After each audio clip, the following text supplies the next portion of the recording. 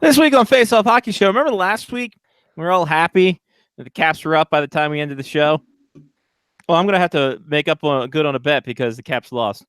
Talk about that. We'll talk about some other things. We'll talk about the Patreon pick, the Calder Awards, all kinds of stuff. We'll also have a couple of guests, one extra than Lyle. How about that? It's Face Off Hockey Show right now. The following program is closed captioned for the thinking impaired. Choose your command. You have chosen the Face Off Hockey Show. I mean, hockey is my life. I've got on hockey underwear right now. The Face Off Hockey Show. With Scotty Waz. Sean O. A breakaway. They shoot the doors. And the P-Boys, Johnny and Mark with the C. Yeah, baby. You believe it not? Oh, yes! Here's your host for the Face Off Hockey Show, Scotty Waz. Ladies and gentlemen, welcome. I am Scotty Waz. We just did a 20 to 30 minute show for the Patreon people. So we're warmed up and ready to go. Johnny P's with me. I'm definitely warmed up. Man, that was a fun Patreon show. That was a lot of fun. I liked your idea. I'm gonna have to move a little because I didn't realize I was off center. I liked your idea. I think that we should just keep doing that. We'll have to find more movie soundtracks. This one, D3. So if you want to subscribe to the Patreon, patreon.com/faceoffhockeyshow is where you can. Getting that $5 Rod Langway tier, you got yourselves a show coming. Plus, I just got an entire soundtrack. Yes, you did. I have all the music now. Exactly. Ladies and gentlemen, we will have a show today. And we will have Lauritsen will be on. But because the Caps lost, and I had a bet with my friend David, we will have North Carolina comedian and hockey aficionado David Michael on the show. He will be joining us here in a couple minutes time. Talk about some hurricane stuff, talk about some fun stuff. And I hope he's funny. No, I'm just kidding. I'm sure he's funny. I hope a comedian is funny. He likes our pictures, so I'm happy with that. Nah, he's a good dude. I've known him for a bit. We'll have to figure out how we know each other, like how we first met. And we'll talk about that, ladies and gentlemen. Johnny, what was your week like? My weeks have been weird recently. I feel like I haven't done a whole lot, but I felt like I'd done a whole lot. I cut the grass this week. Hey. It was this week was Reese's birthday. She's 7 now. Wow, which is insane. She's getting older, as ones to do. Mm-hmm. Outside of that, just a lot of randomness. Didn't really do. I don't think I did a whole lot. My boss's birthday is today, though, and we're all going out tomorrow night to celebrate that. So that might be fun. That's good. So maybe that'll be on next week's show if I remember what occurred. Oh boy. I might be staying in a hotel in Annapolis. Just throwing that out there. Hey. Good work. Better than driving home. It's true. You gotta keep safe, brother. Great headline on ESPN. Gary Bettman can't ban all headshots. You know what, Barry? You kind of got us there. Or Barry Getman. He's right. Yeah. He's right. He's dead on correct. You can't ban all headshots. It's true. Is that because Brad Marchand punched somebody in the back of the head again? Well, he was at Parliament, and possibly not Funkadelic. Ah, I see. Hanging out there. Yeah, he was in Parliament. Said it's impossible to ban all hits to the heads and maintain hockey as a physical game. He said that larger players would inevitably land blows on smaller players' head in the normal course of play. Said the game is safer for players and different in terms of physical contact from football, where there are repeated blows to the player's head. That I can understand.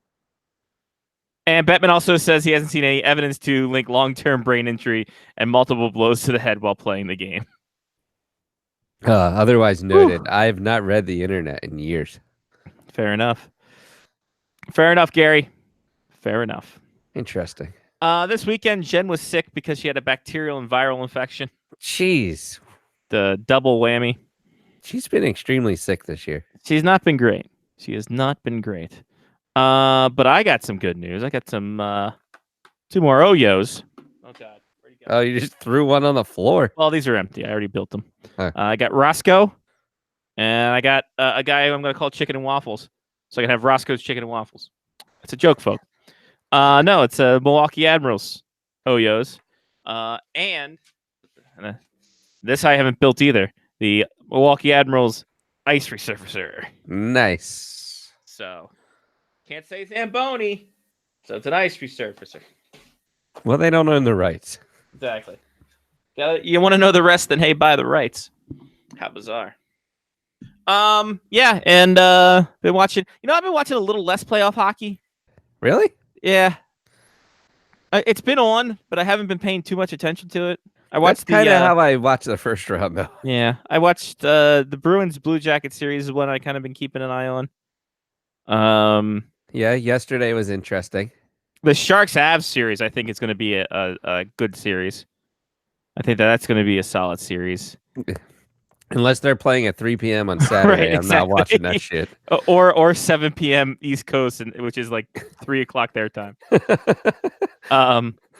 What's the other series? Carolina, New York Islanders. I don't know. I'm still bitter. So I'm gonna say that the By the way, that Islanders. game's going right now. I'm gonna say the Islanders lost a lot in going back to Brooklyn.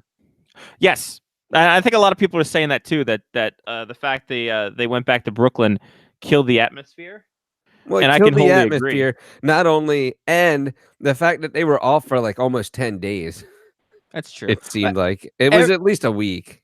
Every team who had a long layoff lost in their first game back. Well, that's what happens. That's what happens when you have a bye week. Exactly. I mean, you're going to lose the first game that you come back with, and you're starting 1-0. Like, you should have just thought that was going to occur. But then you lose your second game at home. That's issues. Yeah, that's when things happen. And by no fault of Robin Lehner, who NHL Network's like, hey, should we put in Thomas Gresh? And everyone's just like, why? Who are you? Who's Mandis is what they said. Well, who's Mandis? Jackie Redmond was on vacation because she was at a wedding. Yeah, because dumb EJ Hradek was hosting. Yeah, so that's why this occurred. Jackie Redmond would have put a kibosh to that. Yeah, she would have been like, no, she knows her stop shit. it. Stop it, sir. Yeah. So I've been kind of going back and forth with it. What's the other series out west? No, is tonight Carolina's first home game? Yes. They had an off day. Stars in St. Louis has been a crazy series too. That's been a good series. I saw I will also say I was asleep at this point, but I saw TV's Joe Miller tweet that the Stars Blues series is like watching the NBA. You only have to watch the last 5 minutes and you get the whole game. Yeah, definitely. TV's Joe Miller. He's fantastic. He's doing a lot this year, actually. Yeah, he is. I like Joe Miller doing stuff. Yeah. And of course he's doing a lot of good things for people. A lot of good things for people. There was only one game that I got to referee at Navy where TV's Joe Miller was calling. The Navy soccer game. Yeah. He'd help you out there. You should take pictures for Navy soccer. I should. Yeah. Yeah, maybe I'll talk to Joe. I'm pretty certain that Joe was the person who got me the DC United press credentials. Mm-hmm. So yeah, it sounds talk right. to him and be like, "Hey, was it him or was it Monk in the Mick?" Actually, it probably was Monk in the Mick because it was before Joe was doing DC United stuff. Yeah, because it was Monk in the Mick. I went and took pictures for. Yeah, because I know Pat was did a lot of the stuff. Did a lot of DC United stuff. Like they had a good. Is They had it a good, wrong that I decided to bring this out tonight just because? What was that? The That's my Stanley Caps Cup ring. Nice. And you got the Adidas jersey on too. Look at Yeah. you. Well, it's black, so I figured that I would wear the black jersey to show some respect for the black Carolina Hurricanes jersey. In mourning. Well, I haven't gotten the logo on yet, so I bought the patch Uh, that goes on the shoulder, which is literally the only color that gets added to the jersey, Don't be and rude. I have not yet found someone to sew it on. Mm. So maybe that's next week's project. Talk to Colin. Tell him have him sew it at Piney Orchard. They do that at Piney Orchard. I'm pretty sure they do stitching or they know people to do stitching at Piney I have a Orchard. feeling that they're just trying to figure out how to get a second set of ice in right now. Like, let's be dead honest. Guys, I we've been mean- waiting 47 years for this. Right now, it's like it's a hockey shaped beach volleyball court. The last time I saw it, People are confusing this with Monster Truck Rally, guys. Figure this shit out. so Tired of it. I appreciate the thought. I might sew it on myself first. Yeah, I might attempt that. It seems a lot. I mean, I could sew it on myself. I would just like to find somebody that has a machine. Yeah, I like someone who do it perfectly. So yeah, we're waiting here before David Michael comes on. He is a comedian out of Raleigh, North Carolina. Oak City Comedy Fest. He will be there. It's in Raleigh, North Carolina. He will be there May 22nd, Wednesday, part of the Six Pack Stand Up, and May 25th, Friday, part of the Tight 5 thing. You can RSVP on his website, thedavemike.com. And then he's in and around Raleigh, in and around in and around things there, so you can catch him there. For all the stuff, thedavemike.com for all his big links, bios, videos, social media, all the contact stuff. And we will run that down with him. Now, we made the bet. Emails back, so That's fine. I'm still checking. He was active 39 minutes ago on Messenger. We made a bet. I was able to if the Caps won, I would give him a topic for a 5-minute comedy bit. He won. He gets on the show. Carolina Hurricanes win. He gets on the show. We know what happened there. And I told him my 5 minutes would have been on bidets. Oh, that would have been good. And then he said, well, I could have probably turned that into the bidet culture or into the new culture of eating ass. I'm like, you know what? That would have gone downhill quickly. I would have been like, you know what? I like where you're heading at. I like where your head's at. It would have been great. As we sit here, watch the Hurricanes and New York Islanders play. Curtis McElhinney in net, as we all knew would happen, as Peter Mrazek is out. That looked awful, by the way. Didn't look great. Didn't look fucking great. So while we're trying to kill some time here, is there an issue that there are so many Carolina Hurricanes players getting hurt in the playoffs? Like, does it come down to shitty training staff, overworking players, or just sheer bad luck? I would have to go with sheer bad luck. I can't. This isn't a Pittsburgh Penguins situation where they're not diagnosing guys with mumps until like 7 weeks after they've had it. Well, I mean, some of them were just really weird hits, right? And then Svechnikov got his face pounded. Right. I mean, Martin leg Nukes injury. heel hitting. Martin Nukes heel hitting the back. Trevor Van Riemsdyk's upper body getting creamed. Well, that was purely unlucky. Yeah. So that's unlucky. That was him going to play a puck and getting hit and being like, yep, hurt something, I'm out. Yeah, hey, this glass is not great here at Barclays. Yeah, I mean, I think it's just sheer bad luck. I can't say the training staff because, I mean, the hits they've gotten, training staff can't do shit about that. They can't put the gloves up for fucking Svechnikov. Well, he did that to himself. Yeah, he kind of did. Martin Nuke slammed his heel into the boards in that game 6, I think it was. Is he still out from that? He was out. He tried game 1. He was out game 2. I don't know if he's out there right now. for game 3. So we'll see what happens. But we do, speaking of the Carolina Hurricanes, ladies and gentlemen, next up to our stage, he's performing at the Oak City Comedy Fest and various shows around North Carolina. You can find him on the interwebs at _Dave_Mike on Twitter and Facebook. And he'll be, like I said, Oak City Comedy Fest. The 22nd and 25th are the shows he has listed so far of May. Six Pack Stand Up and the Type 5. David Michael joins us. David, welcome. Thank you very much. How are you folks doing? Good, buddy. Scotty's really good at live reads, isn't he? I'm trying to do my live reads things. Good. I didn't even tell him the name of the shows, and he did the research on my site and found that, so that was pretty good. Well, you don't want him to do other research on you. No, it's not great.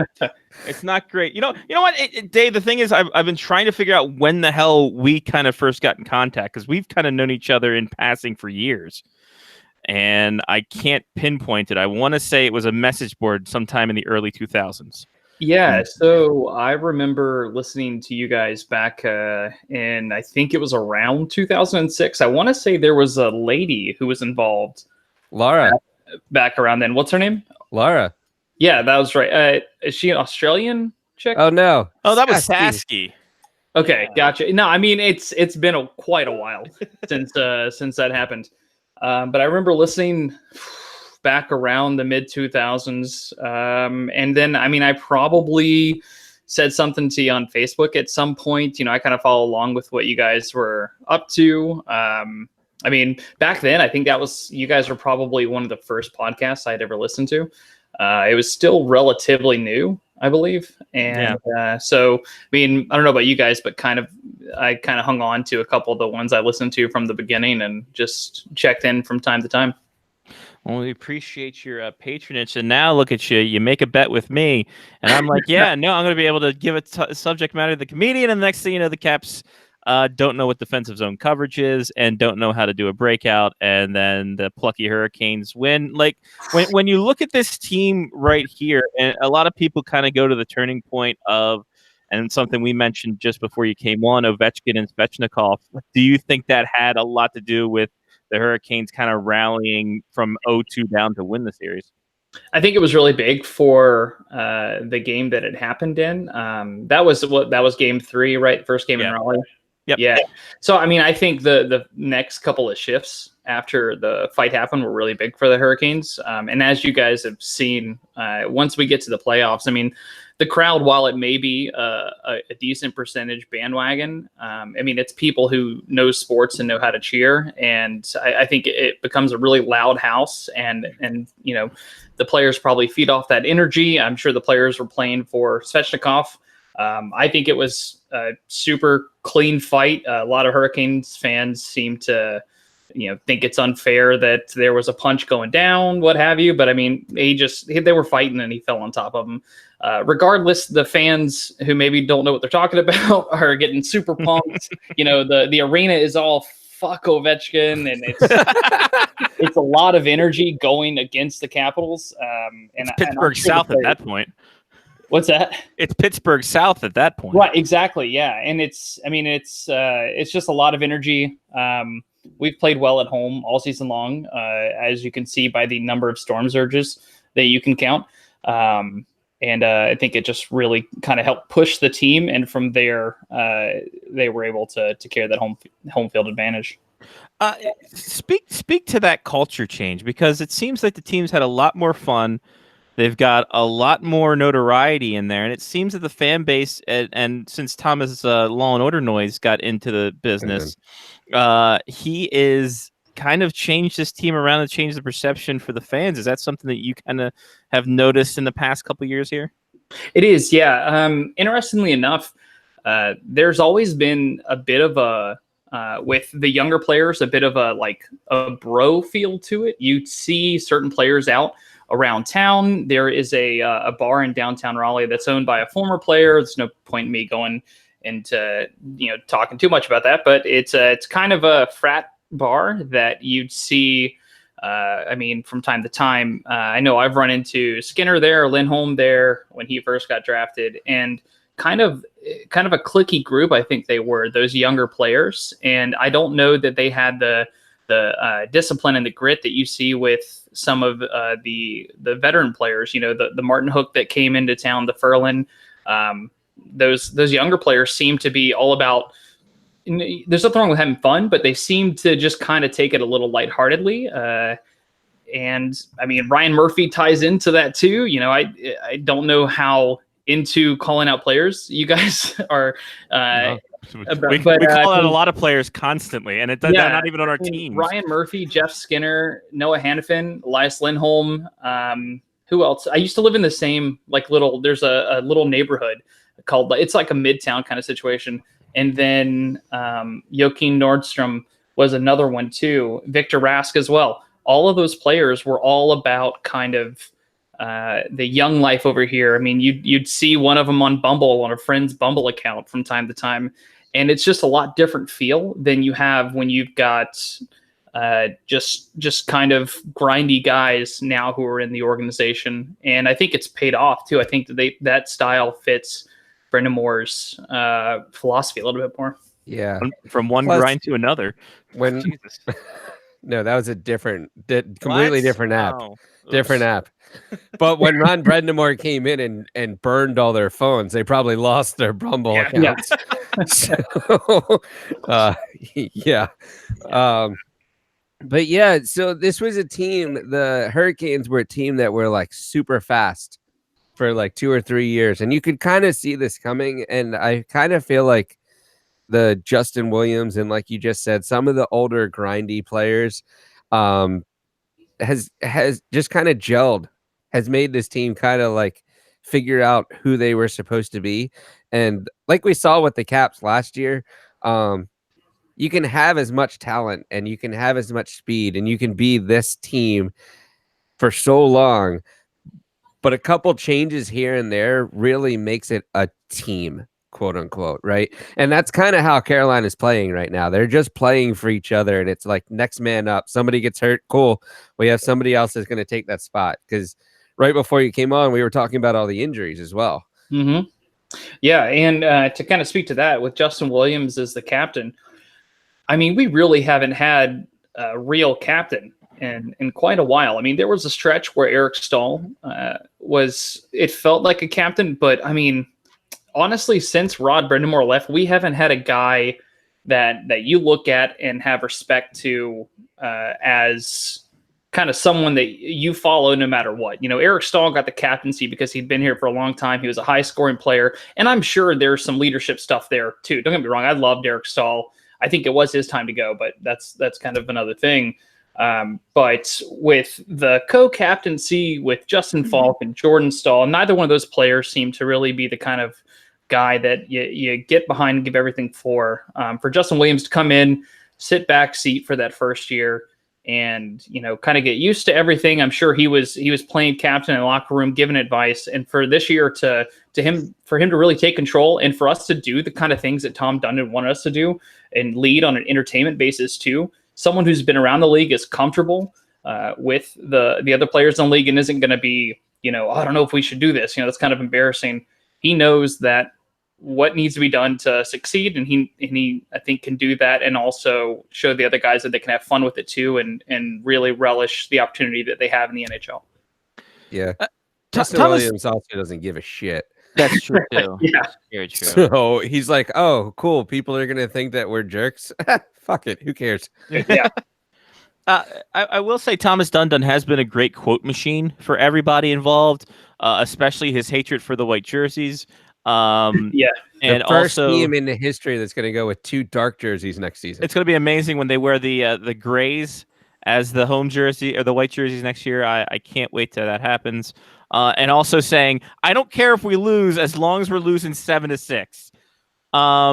What is your opinion of this guy? Because from the outside, everyone's like, this is a crazy man, but he seems like a possible genius too. Okay, so I think right now we're really reaping the benefits of Dundon, and I think we will for a couple of years. I think that I think when it comes to being a successful organization, it's from the very top to the very bottom. Even the concession stand workers, they all play a part, because what the team needs to do is make money so that they can be able to go out and spend money on players. And so what Dundon is doing is creating excitement in all of the community. People are going out. People are buying the merchandise, the Bunch of Jerk t-shirts. Now there's shirts for Hamilton the Pig. I mean, it's a lot of money being made there. And right now it really benefits the Hurricanes. I think we're going to get fucked in the long run. I think that the team's going to end up, I hope not, but I wouldn't be surprised if the team ends up in Houston one day, where I think he really wants to go. I mean, he's a guy who's made his money off shitty loans. It's true. I mean, it's absolutely true. Right now we're benefiting, but I think in the long run, I mean, you don't play with a snake and then think you're never going to get bit. You know, it'll be interesting. I hope I'm wrong. I really do. I love the team here. The community has grown so much in hockey. I mean, I'm a Raleigh born and raised person, and I play hockey. I've played for almost 10 years now. You know, I love it to death, and I was born here. But he's a slippery guy, so it'll be interesting to see what happens down the road. That's an interesting situation, because I think you're the first one of the people I know in terms of course, a small group of Hurricanes fan I interact with, but the first one to bring up like, yeah, no, this is great right now. Man, are we going to get our ass reamed in 7 years when this whole thing is up where we can't move? Well, could Houston really just be a spinoff? I mean, there were a lot of Law and Order spinoffs. So, oh Jesus, okay, all right. Yeah, well, we're a spinoff for Hartford right now, and I know that they're not too stoked. So I don't know how happy I'll be whenever that sequel comes out. What are your thoughts? And that's another thing. Will LL Cool J be part of it though? That was CSI. Oh, wasn't it? Shit. You're thinking. There were like 45 you're thinking Ice-T, you CSIs racist. as well. They don't all look alike. LL Cool J was part of it. Jeez, was he? I'll look it up. Was he a criminal? Don't be racist, Johnny. No, I was That's not. the number one thing I say about this show. I remember when. Listen, we have the internet now. When Jerome McGinley was on the Washington Capitals, that was a great. What's that? That was not him. Hold on, no, I'm getting. That was Jason Doig. Oh shit. Okay. Oh. Well, I thought you were going to think but going back to the Hartford thing, do you like the Hartford Whalers being integrated into the Hurricanes, or are you just like let the old team die? So for the longest time, I didn't want to have anything to do with the Whalers, and he was in NCIS. I know he was. For the longest time, I didn't want to have anything to do with the Whalers, the logo, and everything, just because I felt like it was disrespectful to them. It's two different teams. Excuse me. It's two different teams, and it's not. I mean, teams moving. It's I don't know. It felt weird. I'm not excited about it. But then they hit the ice for that game against the Bruins, and their fucking sexy jerseys. Like that green on Aho and Williams. I mean, now I'm wanting an outdoor game here in Raleigh, which maybe you guys are familiar with. We're hoping happens one day where NC State plays football, which shares a parking lot with PNC where the Hurricanes play. But now one day I'm really hoping for a Hurricanes Boston Bruins, some kind of outdoor game where we can wear the green jerseys because they're pretty. See, I would go with the Hurricanes Colorado Avalanche for a Nordiques Hartford Whalers situation. I could see that, but I think really when it happens, because I think it will happen. When it happens, I think that either we go against our one rival, the Buffalo Sabres. I don't know if you guys are familiar with that rivalry, but that's kind of our big rivalry because all of their citizens live here in North Carolina now, including my wife. Or we do a South thing and we play the Nashville Predators. Maybe the Stars, but I think it would be the Predators. God, please no. Jesus. What do you guys say about? I like the Sabres. And let's be completely honest, the Capitals played an outdoor game in Annapolis in March. So I'm sure that North Carolina is perfectly fine in January. We get, we'll find.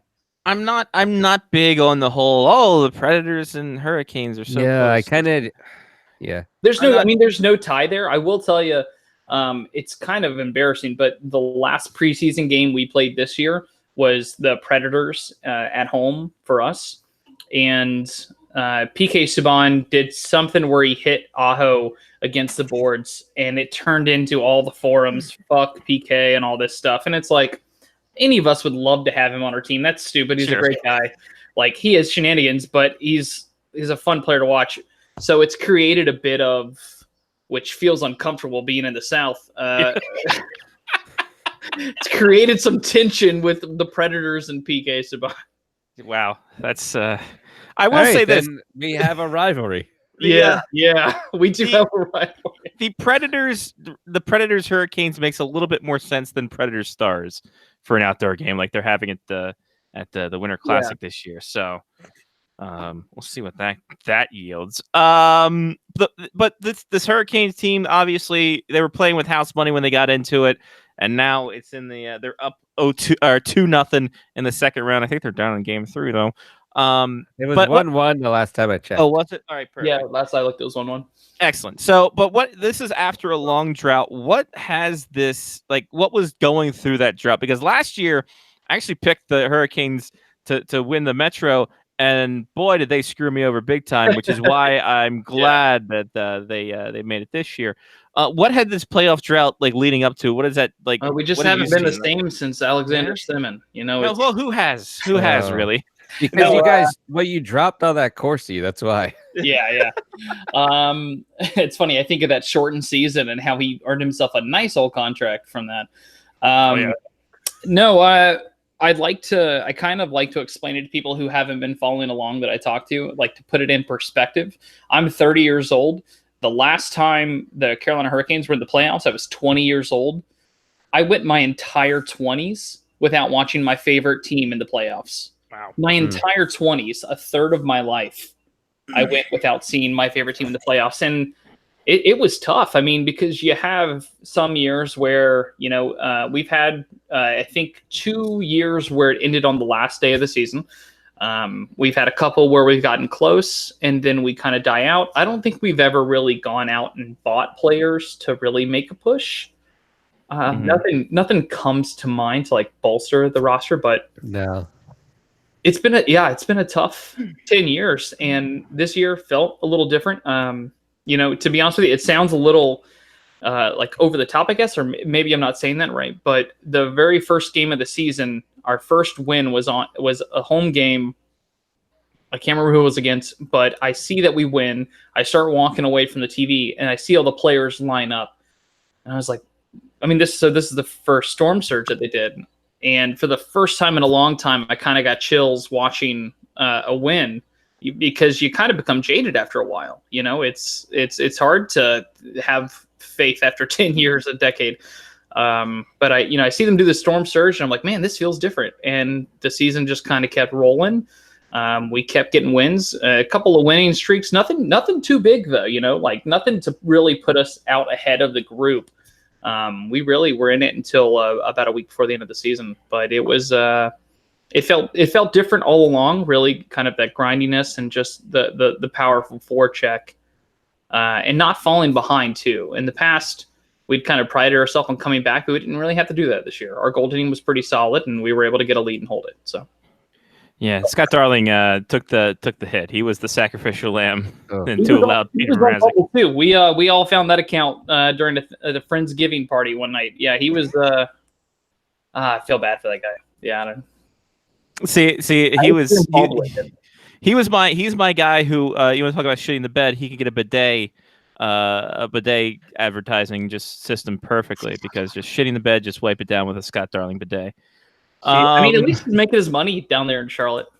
That's true. Charlotte, not a terrible town either, no. In all honesty. So they got that going for them. How did now on to your side of things? How did you fall into to stand-up comedy? Because it seems like not one of those things you kind of aim out to do, and then it just happens, and then you're making you've been at this for a while now, and you've been making yourself a pretty decent name for yourself down there.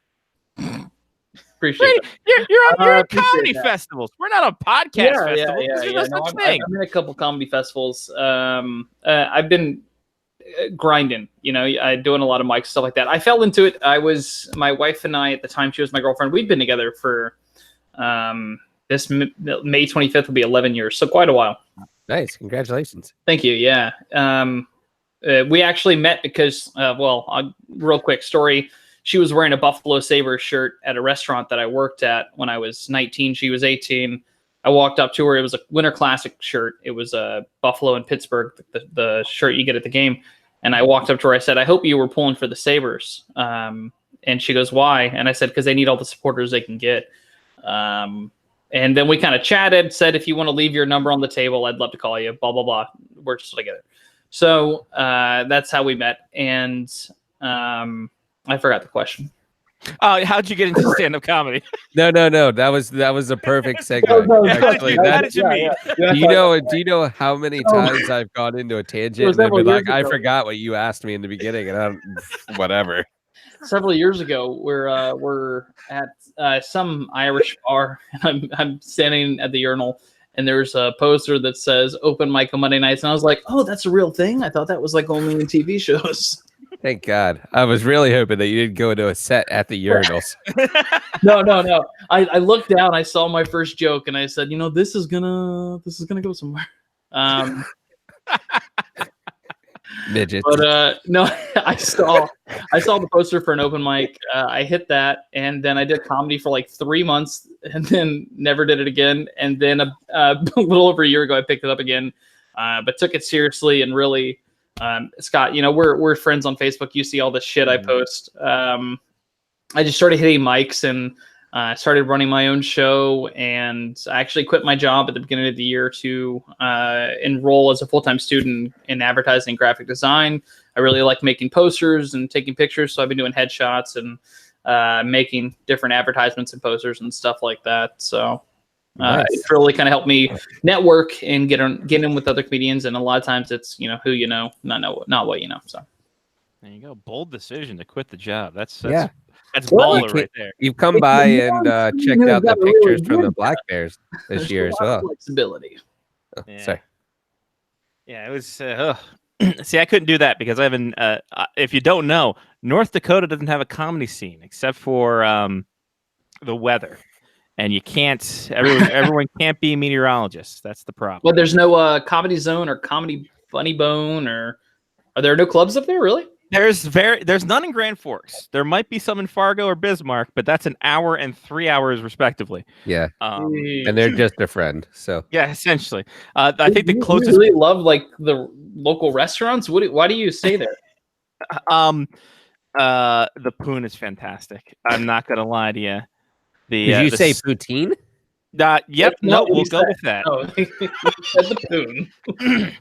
I was gonna say vagina, but you know what? We'll go with poutine as well. We'll go with poutine. Gotcha. Yeah. I stay here because I don't like myself essentially. So I decided minus 50 degrees is perfect for me. But yeah, no, there's not much. I think the closest like big city comedy club would have to be Twin Cities, and then that would be it. Because every comedy show here is in like a big theater, either here or in Fargo. So Gotcha. A lot of comics talk about Minneapolis as a great place to do comedy. I don't know why that is, but a lot of people talk about the crowds there and that everyone's super receptive. I don't have any follow-up for that. It's just something. I was just making a salient point. Yeah. So what do we have on here? the wall there behind you? Yeah, what is on the wall? We have a hockey jersey. It looks like on the wall there with a Captain C on it. Yeah. So I captain the hockey team I play for. We're the Highlanders. Oh, nice. There can only be one. Yes. Well, it's more about we kind of kicked it off with Goon whenever Goon came out. Okay. That's actually our second jersey. Our first jerseys are the blue jerseys with the H, like the flying H, the same ones they have in the movie. And then the shirts over there is a jalapeno playing hockey. Every year I do a hockey tournament in Nashville, Tennessee. It's through NCHL. It's called the Draft Tournament. And the way it works is I go there with a group of buddies. We've done it for the last 4 years. So you go they have them all across the country, by the way. So, I mean, they have them in Vancouver, Pittsburgh, Seattle, Boston, all across the country. Vancouver's not our country. Sorry, what's that? Vancouver's not his country. Vancouver isn't in the country. He's right. Technically. Pardon. It's across the United States and Canada. We'll continue. Right. You're right. They have them all across the country and then some up in the other country. Right, that one above us.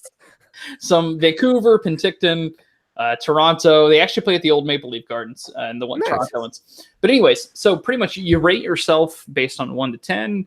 And then when you get there Friday night, there's a draft. It's about 8 teams, and they have different themes to the tournament. So this past one I was at was whiskeys. That was the different team jerseys. Okay. So Jack Daniels, Crown Royal, all these different whiskeys. The 8 goalies involved all chug a beer on stage. Depending on where they finished, that's where they draft in the first round. Oh, that's remarkable. So then eight skaters get up there based on where they rank themselves. So it kind of makes all the teams a bit even. Mhm. And so the first round is 8 skaters that are all in the same skill level. And depending on where the goalies finished, they get to draft the players. In that round, they all chug a beer, and that determines the order for the next round. So all the teams end up being pretty similar. You get to keep the jerseys, the pant shells, the socks. You get a whole uniform. You play 3 games on Saturday, 2 games on Sunday. There's a bunch of beer. It's just a fun weekend that me and my friends have been doing for the last several years. We'll probably do it until we're 50 years old.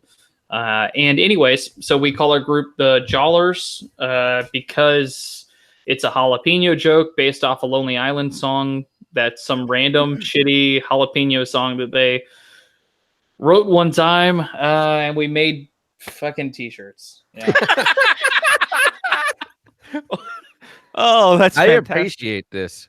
Yes. This What's sounds that? like a tournament I could play in. Yeah, Oh, this is dude, a great it's a tournament. lot of fun. I mean, and like I said, they have them across the country. You know what I'm talking about? Tokyo, Yes. Yes. Yeah, Edinburgh. man. I might go to the Are you from London all over one. the country? I don't know how familiar you are. Well, they're all over the country. Yeah, Yeah, I no, might go to that's the, I might go to the one in Bratislava. Oh, that's a good one. That's a good Yeah. one. It's- Is it? That's in there's a South bunch of Carolina, different- right? Different colored dicks. Yeah, that's right below you guys, South Carolina. Exactly. It's close enough. Yeah. It's really fun though. Honestly, I recommend checking it out. Just look up draft tournament. They so you're in Maryland. The closest one to you would probably be Pittsburgh. Ugh. Yeah. I don't want to. I don't want to I go might there go to again. Nashville. It's too. Yeah, that's Yeah, too many. I would go to that. I mean, if you get a group together, man, we like I said, we've been going for the last 4 years. You should check it out, man. It's fun. Scotty can get to Nashville from our area in like no time. I Yeah, I think got- it I took got there him in 12 10 hours. hours, but I slept for at least half of it. Yeah, no, I got to Nashville in a good 11 and a half hours from Baltimore. I might go up to Calgary and just go back home for a bit and do that because Pittsburgh, too many bridges, not enough cabs, and they put fries on everything, and I'm fucking pissed at that. I can't deal with them. It's fucking. They done do have with a them. tournament in Calgary too.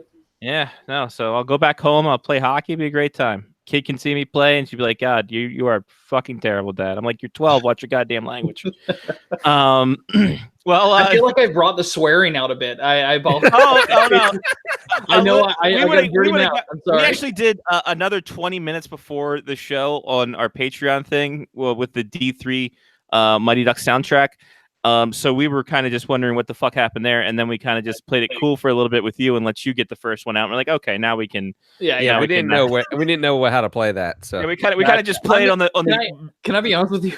How would you have reacted if the person you made a bet with that you've never spoken with was like some socially awkward dude who like can't even talk or like answer a question? No, it's fine. that's We've happened talked. before. We've talked to JP from Japers Rink before, so Yeah, we're yeah. good. half of SB Nation. Were you a has little come on worried and about not that? Talk to us, so we're fine. We weren't so much worried as like when the first thing happens, we kind of when we were in the studio together, or when we kind of just text on our phones through Voxer. We're just like, okay, now we have to know how to steer the conversation. Like there are people before that we've said, yeah, come on the show, and they gave us like, I asked you what you wanted to talk about, and they were like, here's what I want to talk about, and they would say verbatim what they said in the email they wanted to talk. Oh. Woof, that's something. Yeah, we don't work that way. No, we blended that. We blended that really well. Yeah, no, we Yeah. fooled Hey, everybody. it's like we've been doing this for like 18 years. That's I true. Impressive. Fuck, dude. Our show's gonna be legal to smoke. We could fuck our show if we wanted to in August. Wow. Just saying, it's Sounds fucked us. So why aggressive. can't we fuck it? Do you have anything that you want to plug? Yeah, please. You want to plug And, plug yourself before you show. go? Let's see. So, like Scotty said at the beginning, I'm going to be performing on the Oak City Comedy Festival later this month. The first show is May 22nd at North Street Beer Station in Raleigh, North Carolina. It's the Six Pack Stand Up. It's actually the show that I run monthly. It's going to be kind of the first show of the festival, kind of kicking it off, and then I'll be on the Tight Five show on May 25th. That's really kind of all I got to plug. Check out my website at bdavemike.com. There's literally nothing there. I just did a pretty decent job of putting it together. If you ever want to see where I'm going to be at, I keep all my stuff updated there. And if you kids want to do something after you graduate, June 27th, Knock on Woody's Comedy Showcase in Raleigh, North Carolina. Yeah. There's also a show at a bar where I will be talking over people. Yes. There we go. Perfect. Fantastic. It sounds like every one of our live shows we've ever done.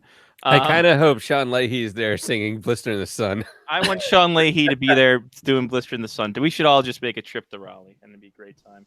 Raleigh's not that far from me, No, it's not. It's a 5.5 hour. I think we made it down there. and I have a faster car now. You do have a fast car. You are the Tracy Chapman of this show. That's about as much as I expected. Dave, thank you very much, buddy. I appreciate it. I'm actually glad I lost this bet because it's been awesome, and we'll hopefully talk to you down the line if you feel up for it, It was man. nice meeting you guys. All right, You should see come ya, back Dave. on. Yeah, come back on. We'll Hey, have you back anytime you on, want buddy. me, man. I don't have a job right now, so There we go. See, as long as it doesn't fall in the open mic night or six pack stand up night, we'll be good to go. there you go. Appreciate it, guys. Take care. Yeah, thanks, Dave. See you later, buddy. There he goes, David Michael. You can find him at thedavemike.com. _Dave_Mike on the social medias, Twitter and Instagram. That was good. Dude. That was an awesome dude. A lot of great insight. That thing about the Houston thing, I had not heard anybody mention that before, and that was quite the interesting situation. I hope that they do not move, Yeah, me neither.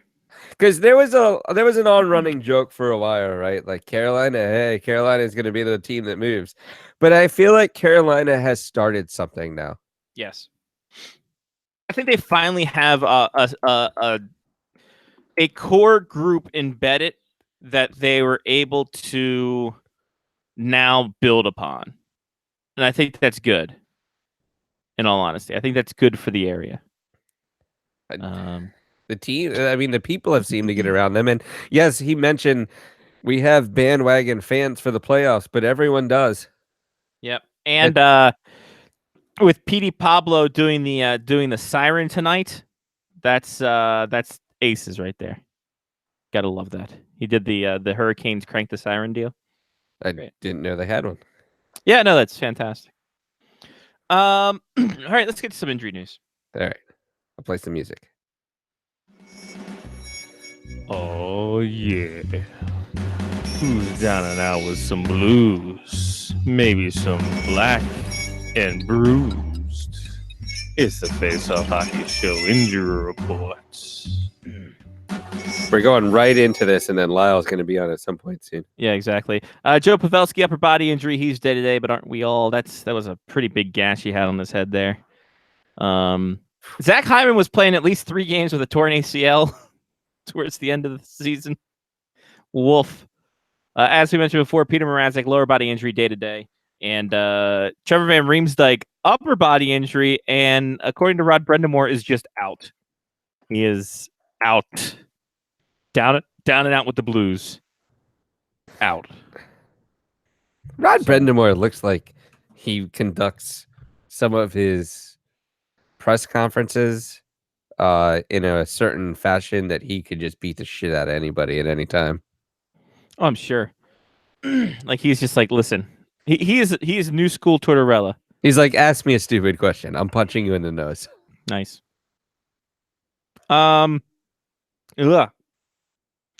get to it. Patreon.com/faceoffhockey-show. That's where you guys can get us at. It's a good time had by all. You can be like Chris, Matthew, Damon, Mark, Trista, Brian, Jeff, Kevin, Ethan, Mitch, Sean, and Angela. They contributed. You can do Patreon.com/faceoffhockey-show. This week, the topic is making everyone happy with officiating calls, and this is after the aforementioned Joe Pavelski situation. Oh, The 5-minute major that probably shouldn't have been a 5-minute major. It made Bill Foley, after the Vegas Golden Knights season was done, talk a little bit about how they should have challenges for officiating. really? Yeah, for major reviews. Mark Edward Vlasic saying he's waiting on an apology for a no icing call, which led to an eventual Colorado Avalanche game-winning goal in Game 2. There's been more referee huddles than ever before. Is there anything you can do to make people happy about officiating? And my guess is no. The short answer is no. Perfect. We did I it. mean, you're dead on. No. No matter what occurs, 50% of the people are pissed off, and most of the time, 100% of the people are pissed off. Because, one, they don't know the rules. Yes. Is what it really comes down to. Mhm. The second thing that has really occurred, I believe, in this hockey season is that the calls have been so inconsistent that no one understands what the calls are. That's true. And That's that's very part true. of the problem. Like, you should be able to watch from game to game. Even me watching hockey games, not being like, somebody who votes for awards or anything like that. Just watching hockey games, I should be able to watch a hockey game on the East Coast and a hockey game on the West Coast and see a hockey game that's called with the exact same set of rule books. And it's not. It's actually decently infuriating for Yes. somebody who's watched the regular season to then watch the playoffs and see it called completely differently. Yeah. It's yeah. it's a thing that I've kind of marched on, because like it seems everyone's going to video review now, and that's takes fucking forever in a day. So my only quick fix is that if you don't want, because what was the one, the Ovechkin non-goal that Okay. was goalie interference. What you do, and everyone's just like, it was goalie interference, and I'm just like, nah. Odds are it was probably intent to blow, and they just had to use goalie interference because intent to blow is such a stupid reasoning. Here's what you do, and this is how you open up the ice a little bit more too. Take officials off of it. Take one referee off it, have him in a booth to oversee it, and then he hits a button to either blow a fake whistle over the PA system or something like that. And then that way, you not only do limit video replay, but you're already in the midst of video replay right then and there. So when the referees are skating over to the thing, the fourth official upstairs has an opinion on it. He goes down to there, Fourth official. and then they do a Toronto gimmick. They wire in Toronto immediately, and then away we go. We're taking these 45-minute fucking video reviews, making them at least 2.5. So here's my problem with video reviews. Yes, sir. And I've seen it in soccer now, and I've seen it in hockey. Video reviews allow officials to not actually do their job. That's really what it comes down to. A video review means that someone else will save my ass because I've been, quote unquote, told that I should make the call on the ice, and then somebody's going to overturn it, or somebody's going to confirm what I said. They don't actually have to do their fucking jobs anymore on anything that is reviewable. Yeah. Because long story short is, oh, I got it wrong. Oh, well, we're going to go to review. We're going to fix it. Oh, I didn't call that early and the puck's in the net. Guess what? We're going to go to review and we're going to fix it. The problem with reviews is that people stop doing what they were actually trained to do. It's the same thing with computer systems. I've always said that when you idiot-proof a computer system, you only make bigger idiots. And that's what you're doing right now with officiating in sports. Yeah. We'll bring in Lyle Richardson here, since we Blog Talk Radio has been fucking us royally. And we can't put in our own ad breaks. Lyle, your thoughts on what to make refereeing even better or less aggravating to people watching the fucking games? I don't know, man. Bring in, Is there anything? bring in and keep in more experienced officials. I don't know. It's been so wildly inconsistent. Some games are called, quite well as can be expected during the playoffs, and some are just an absolute shit show. You've got officials who can't seem to agree on what's a goal or what's goaltender interference. They've definitely all decided that they're tossing away the playbook or the rule book and just, we're going back to the old, what was a penalty in the regular season? Not so much as the game and the playoffs go along. It's just the I mean, listen, we all grumble about the officiating, but this year, this year's playoffs, it's just horribly inconsistent. Mhm. It really is, and the league has got to do a better job of cracking down on this. I mean, for God's sake, penalties should remain penalties, regardless of what time of the season or when in the game you call the friggin' things. And if you're going to be reviewing things, Jesus, how many years have they been doing, like, reviewing goals and reviewing goaltender interference? How many years have they been doing that now? Several. Yeah, more Several. than several. It's been a while. It's almost 10 at this point, I think. Oh, it's been longer than that, I think. It's been a much longer than that. And Except for Game 6 of the 98 Stanley or 99 Stanley Cup, then they kind of were just like, this is. yeah. Dallas is celebrating. Quick. Give them the cup and get everybody off the ice before we have a chance to review this. Yeah, but then now we're like, oh, Finland scores a goal. Let's check this one out. Yeah. But I mean, they've learned from their lesson, I guess. If you're going, but it's this just waiting and waiting and waiting and waiting. It's like, all right, why in the fuck are we going to Toronto all the time? Why can't the league, with all its money that it's making and everything else, have on-site friggin' officials at every game as their representatives who can do the review? Why does it have to friggin' go to Toronto where you're going to have these delays? Well, Why? so they do. Why? They do have on-site review officials. Yeah, but it's always every arena has it. Yeah, but every friggin' time, it's like, oh well, they're waiting for word from Toronto. For what? For what? Why don't you have the official who's there, who's supposed to be I would assume the ruling official?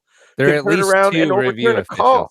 officials. Because I've been Fine, I've been in one of the review booths. Yeah, well, and fine, but why then is it being referred to Toronto? Because that's always the delay. Playoffs. Because the fact that you look at betting now and the gamblings, and we have to make it right, or else the Vegas will get mad. So I'm gonna make a statement, and I'm gonna throw it against the wall. If you like it, whatever. But I'm going to say that this is not the officials. The officials don't call the game differently.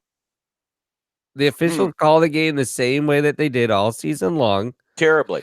The difference is that at the end of the game, and it's a pure on officiating trait, at the end of games, you don't call fouls that you don't think are going to affect the game.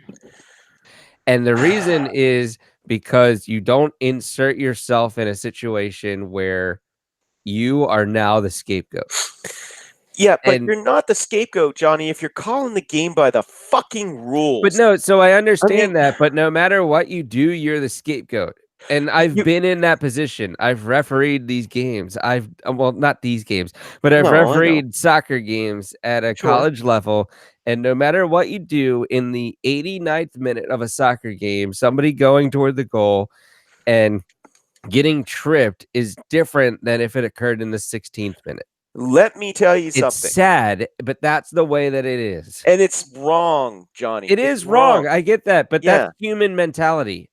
Well, screw human mentality. You fucking call the game by the rules. That's why you have a rule book. A trip in the first minute of the game is a trip in the last minute of the game. I'm just saying that it's different. No, I know. I get in what your mind, it's a completely different thing. You're like, oh, I didn't see that. Right. But what I'm saying is that a lot of what we're seeing in the first and second round of the playoffs is not the officiating changing. There's a directive from somewhere that says allow this to happen.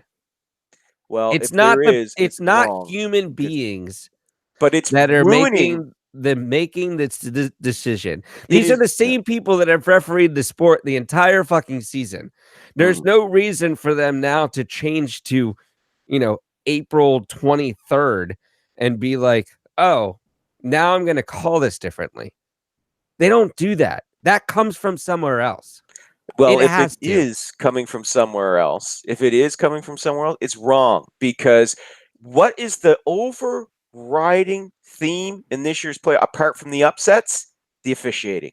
Not a fucking game goes by without all you're hearing is complaining about the officiating, how wildly inconsistent it is, how they take too long, to do reviews, how something that was a penalty in one period is no longer a penalty. It's getting to the point where it is detracting from the product on the ice. Fans are getting justifiably upset, and the league has to address this, because you can't keep having this shit show every damn playoffs. I would say that the reviews aren't even the referee's fault that are in the arena. Oh, that's not their fault. No. That comes from the league. Yeah, exactly. When they go to do a review, okay, it's basically out of their hands then, because they're waiting for the hire to tell them whether the goal on the ice stands or doesn't stand. I bet you they quite literally have to wait for somebody from Toronto to tell them if it is a goal or not. Oh yeah, of course they are. That's why when they say we're waiting for word from Toronto while they go into Toronto with this, that's why. But it's wrong. You could get this done so much faster if you leave it to whoever the senior official that you have overseeing that game. If they're the ones in the booth watching this thing, they're the one who makes the call, and their call stands. You could have this done so much faster than, we got to go to Toronto. Well, we're waiting for Toronto. Well, we're waiting on Toronto. Meanwhile, the fans are getting agitated because they're seeing the replays on the screen, and they can see if it's a friggin' goal or if it's goalie really interference. Yeah. And meanwhile, here you got, the officials all sitting around with headphones waiting to hear when everybody else can see it. I do completely agree with Scotty. I do not understand why the NHL has not gone to a system yet where the officials can talk to each other through headsets. I get it. It's a really small arena, but it gets really, really loud, and there are situations where you can't even hear a whistle. So there's zero chance that you're able to talk to each other. Yeah. Two, I agree with you on that. Yeah. Like you said earlier, Scotty, take a referee off the ice and put him in a booth that's watching a TV screen the entire time. That's a good idea. Things are a lot closer. And you know what? If you have a headset system, you can still talk to the three officials that are on the ice. It's not that hard. And can I say, had them in Division III soccer games. Literally, I had an entire system in a Division III college soccer game where I could talk to everybody that was on the field with me. And you don't have this in the fucking NHL? This is stupid. Yeah. This is you shooting yourself in the foot. Yeah. And can I say as well, remember, we went to the 2 referee system because that was supposed to, help crack down, catch some of these missed calls and things like that. And instead, it's not helping at all. It's not helping. Go back to 3 on ice officials, and like Scotty suggested, have another one who's watching it on TV, who's in the booth watching it on TV as well. Make him the senior official, and if there's any questions with anything on the ice, or if they missed anything, then as to your point, Johnny, he can notify them immediately through earpieces or headsets and let them know what's going on. Because I took Scotty's one step farther. Because this is just, it's like I said, we've always grumbled about the officiating, and I know you're not going to please everybody, and I don't expect the officials to see everything. But sweet Christ, when you see when a blatant infraction is happening right in front of you, and you don't call it, what the fuck? That is chucking the rule book aside. And I'm sorry, but it's wrong. One of the, That comes it from never somewhere used to- else, though. Yeah, That's of course, though. that's but a it's- referee preserving himself so that he can referee longer in the playoffs. And again, it's wrong because you never used to see that. Again, I grew up in the 70s, watched the game in the 70s. One of the most famous calls was 1974 Game 6 Stanley Cup Final. Flyers clinging to a 1-0 lead, okay? It's late in the game, all right? Bobby Orr interfered with Bobby Clark when he was coming in on the Bruins net. Could have had a grand scoring chance. Art Skov, who was the referee on the ice, it was 2 minutes and 4 seconds left in the game, called Orr for interference. Orr was furious because that meant the Bruins were shorthanded now. They had no chance, or I shouldn't say no chance, but almost no chance now of tying that game and forcing overtime. Mm-hmm. But it was the right call. It wasn't the official deciding the game. Bobby Orr decided the game when he interfered with Bobby Clark. He broke the rules. He had to go to the penalty box. That's it. Another blatant one, 1979, the famous too many men on the ice call. Everybody in the fucking Montreal Forum could see that the Bruins had 6 skaters out on the ice, right? The officials actually tried to tell the Bruins, they were telling them, get off. And then he had no choice but to call it. Okay? They gave him an opportunity, a couple of seconds to try and get back on, but then they called it. Would they call it now, or would they all do the fucking 4 blind mice act? Mhm. Makes you think, doesn't it? So I'm sorry. No. It's like I said, yes, back in the day, things like goals could get missed sometimes. Something would be an obvious goal, or a puck comes the net so fast you couldn't tell, and you can see on an instant replay, well, that was a goal. Okay? But let's be honest, that stuff was few and far between. It was rare. It's good to have, review like that.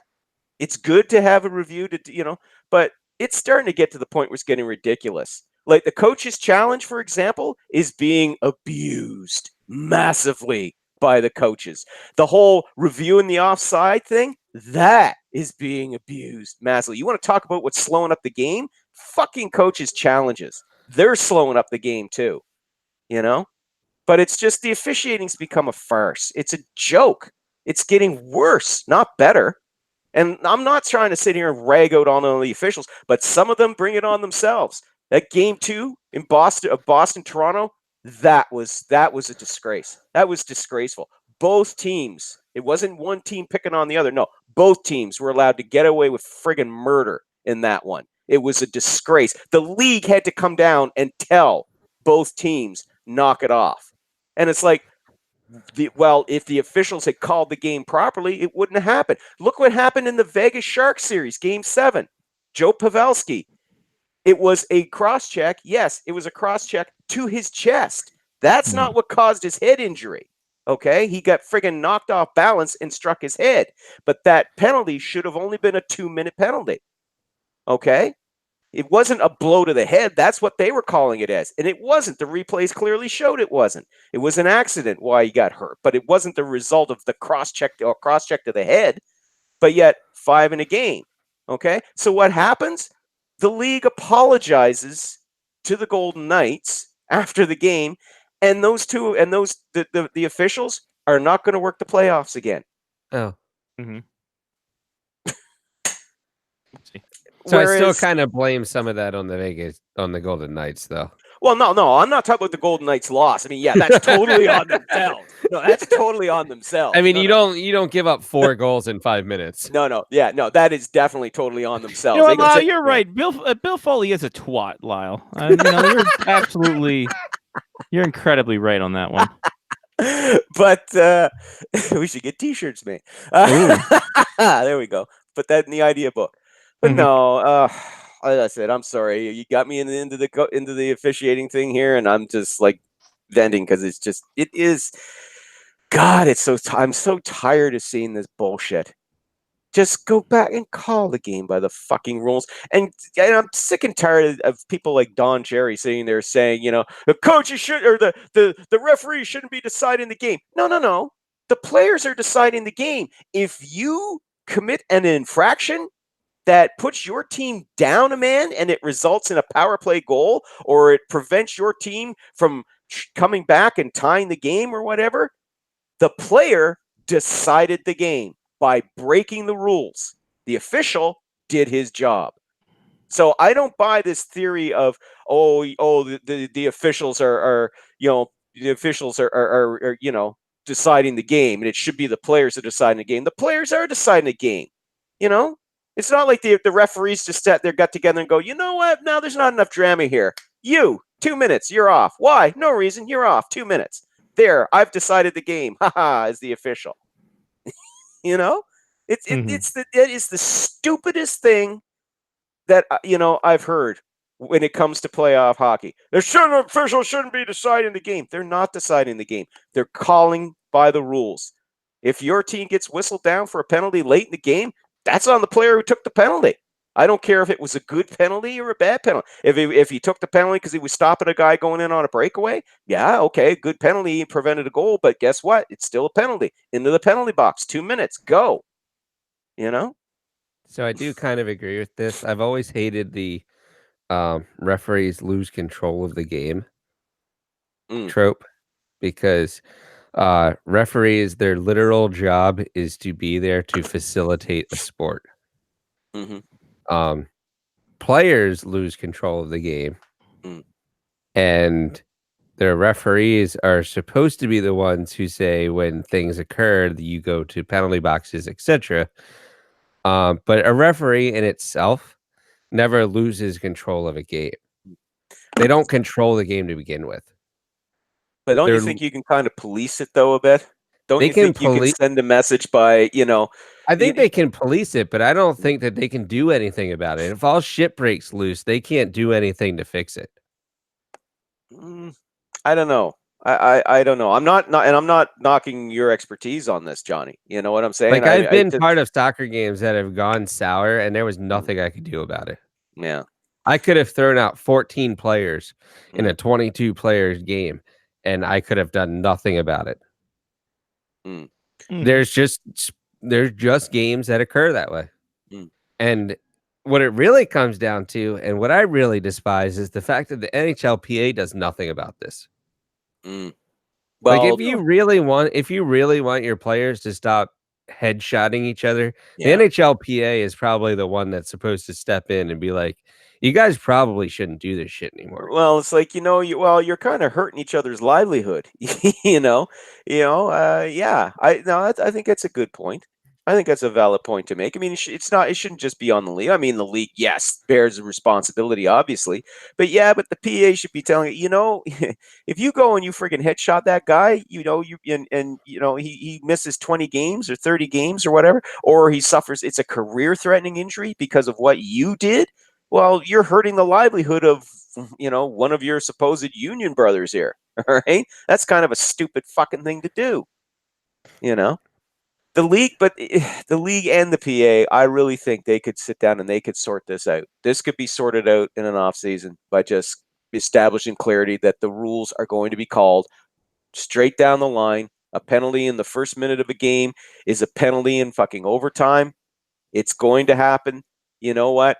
It's not the officials who are deciding the outcome. It's the players deciding the outcome. By taking the penalty, you've decided the outcome of the game. They always do. As I said, they're not going to be perfect. I don't expect officials to be perfect. They're human. They're going to make mistakes. But, just the slop. As I said, when a blatant penalty happens in front of you and you don't call it and you saw it, it's right there, sorry, no, that's wrong. And if it's coming from orders from on high not to be so strict in calling things, or to let things go and only call the most blatantly obvious, well, I'm sorry, but that's wrong. I'm going to say that that's 90% of it. Because there are a bunch of referees that I know in soccer that would not call the game differently in an NCAA tournament game versus a game in the first week of the season. So somebody is telling them to do that. Chris is here. And Chris is also a Hurricanes fan via the Whalers, if I remember correctly. Yes, that would be correct.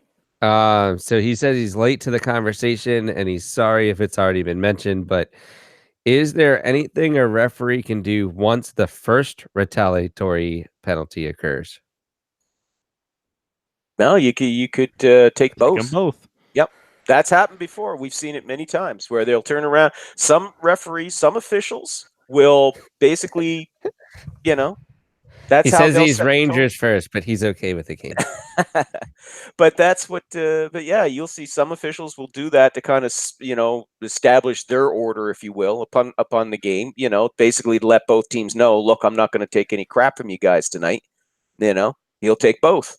Mhm. And put them both in the box. Or if you get scrums, he'll take one from each team from the pile, and that sends a warning. That sends a warning to both teams, and he'll go and talk to the benches, to the coaches, and he'll basically, and it's like, yeah, I'm not going to take any shit from you guys tonight. If you do that, that's fine. The matching minors, I find, is a bit chicken shit. But at least it sends a tone. It at least sends a message. It does, but it also sends a message that I'm going to take both of you.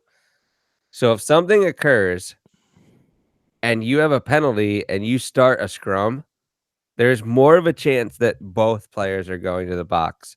And you're like, oh, well, I just evened it up. Yeah, but sometimes that doesn't work too. I mean, what was it? It doesn't work sometimes. I've seen it. I've seen it in this year's playoffs where a guy gets penalized and he tries to friggin' sucker somebody else into taking a retaliatory penalty to go to the box with him, and the officials are just like, no, get.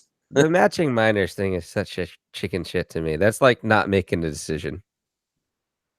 That's like, and we've gone deep down a rabbit hole. We've gone. We've gone very deep. We started with question A, and we're at like AA right now.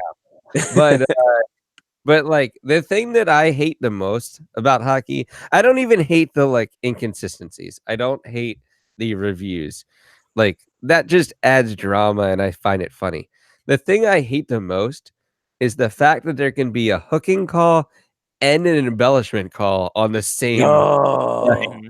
It's one or the other. Lindell. Yeah. There's no such thing as two penalties in that situation. I know. It's either a hooking call or an embellishment call. You can't have both. Mm-mm. It just doesn't work that way. Mm-mm. If that occurred and the guy got hooked, but he dove to the ice, fuck him. He's a douchebag and send him to the box for being a douchebag. There's that too. We hadn't thought about I'm sorry, but the original hooking foul doesn't count anymore because you're an asshole. Yeah. It's one or the other. You can't have both. Stop trying to double dip here, NHL. Shit, maybe we should put this as an extra show. Just this part. Yeah, just this part. And just say, fuck it, we'll keep the D3 thing for a bit. Mark didn't even show up. So no, well, I'm not surprised. I talked to Sean Leahy today. He asked me if I was going to go to Vancouver. I had to break the news that I wasn't going to Vancouver. And I'm he the got only mad at one. me. I'm the only one going to Vancouver. Yeah, I'm not going this year either. Jen's not going. Mm. Cassie might go from UND. So he told me that the Whitecaps are playing on Saturday night, and he said, "Are you down?" My hotel is right next to the stadium, and I told him I'm not going to Vancouver, and then he yelled at me. Yeah. And the exact words are, "Don't turn into Mark." Oh. And I wrote, "Well, maybe I'm going now." And then I was like, "I'm literally going to England 3 weeks before this." Mm-hmm. And then it turned into something, and I was like, I told him that the draft sucks because I don't get credentials anymore, and it's basically like me being by myself for a weekend, except for the parties. Sure. And he told me in typical Sean Leahy fashion, he says, "We'll just bring Hudson." And I said, "That's actually a true statement. Okay, I'll think about it." You're not wrong. So that was our conversation today. Speaking of which, I got to email my UND guy and tell him that the draft credential stuff is open. Mm. So there. Chris says he's a big fan of players taking dives, but then again, he's a monster. Nice, perfect, wonderful. All right, Lyle. Not too much to talk about. I mean, Adam Fox being shipped to the Rangers is a long time dream of being. No surprise there. That one Nope, coming. none shock there. Nope. The Hart Trophy nomination. Oh, trophies. Yeah, some trophies. Trophy. The Coach of the Year: John Cooper, Craig Berube, Barry Trotz. Those are the ones there. Oh, I'd say Craig Berube. Craig, because look at that. well, look at no the love team for he- John Cooper coaching a team to a record tying 62 win season. Remember Sure these is- I No, sure I- as remember hell these hope selections- that all I know those it's- votes it's were in guys- there for. It's votes for these. pre-playoff, Remember, but yeah. But my thing is, Berube took a team that was last True. and took them to a playoff spot. Oh, I'm not saying Berube shouldn't get it. Yeah, if I was to vote, I would have voted Berube. But you know, you can make the case for Cooper, though. I think you can make the case for John Cooper. Yeah, I think Yeah. I think he can. Trotz even too. I mean, look He's what he did also with that in the Islanders East Coast. team. Yeah, but you know, I do think we can agree that, I mean, what Berube was able to do with a team that was dead fucking last on January 3rd, and took them to third in the Central Division in a playoff spot. That's impressive. Though his naysayers would also say, yeah, but how much of that is Jordan Binnington too? You know, Mhm. so Yeah. Yeah. I'm very interested to see what happens. so am I. That one's going to be interesting. Yeah. Jason Botchford passed away this weekend, 49 years old, very prominent writer, not just for The Athletic, but the Vancouver Province. And I think he did, if I'm not mistaken, was he a part of the NBC Sports? TSN. Oh, TSN, okay. Yeah. It was other Vancouver guys that did the NBC hockey pro hockey talk deal, I think. Your thoughts on Botsford? Heart failure at such a young age. Jesus Christ. Only 48, and Yeah. you know, leaves a and I mean, you know, family of young kids behind. I mean, yeah, it's a shock. I mean, I didn't know him myself, you know, I didn't know him, but I followed his work regularly. You know, he could he could provoke, you know, he could say things that kind of provoke responses, but you know, but I don't mean that in a cheap way, like for clickbait or anything like that. But he would kind of, I guess you could say, thought. He got a conversation going with the community. Thought provoking, yeah. But you know, he was definitely was beloved in Vancouver by Canucks fans because basically. I heard it said more than once that he basically was writing what Canucks fans were feeling, you know, so that he was sort of like really like almost like the true heart of the Canucks fan, because he wasn't afraid to basically say what a lot of Canucks fans were feeling, you know. So it's very sad. You know, it's very sad. So obviously, you know, I know all our thoughts would be with the Canucks, with his family, obviously, and his co-workers and friends. Yeah, no, I'd like Jen said that she interacted with him a lot just for old Canucks things, like even as late as last week. Mm-hmm. And just like he was a guy that was really cool, always down for conversation, always insightful, always thought provoking. And yeah, I mean, I didn't follow his stuff that much because I'm not that deep into the Canucks. But I know a lot of people in the Canucks media world is kind of shaken up, you know, amongst other people across the board. So, he was very well thought of.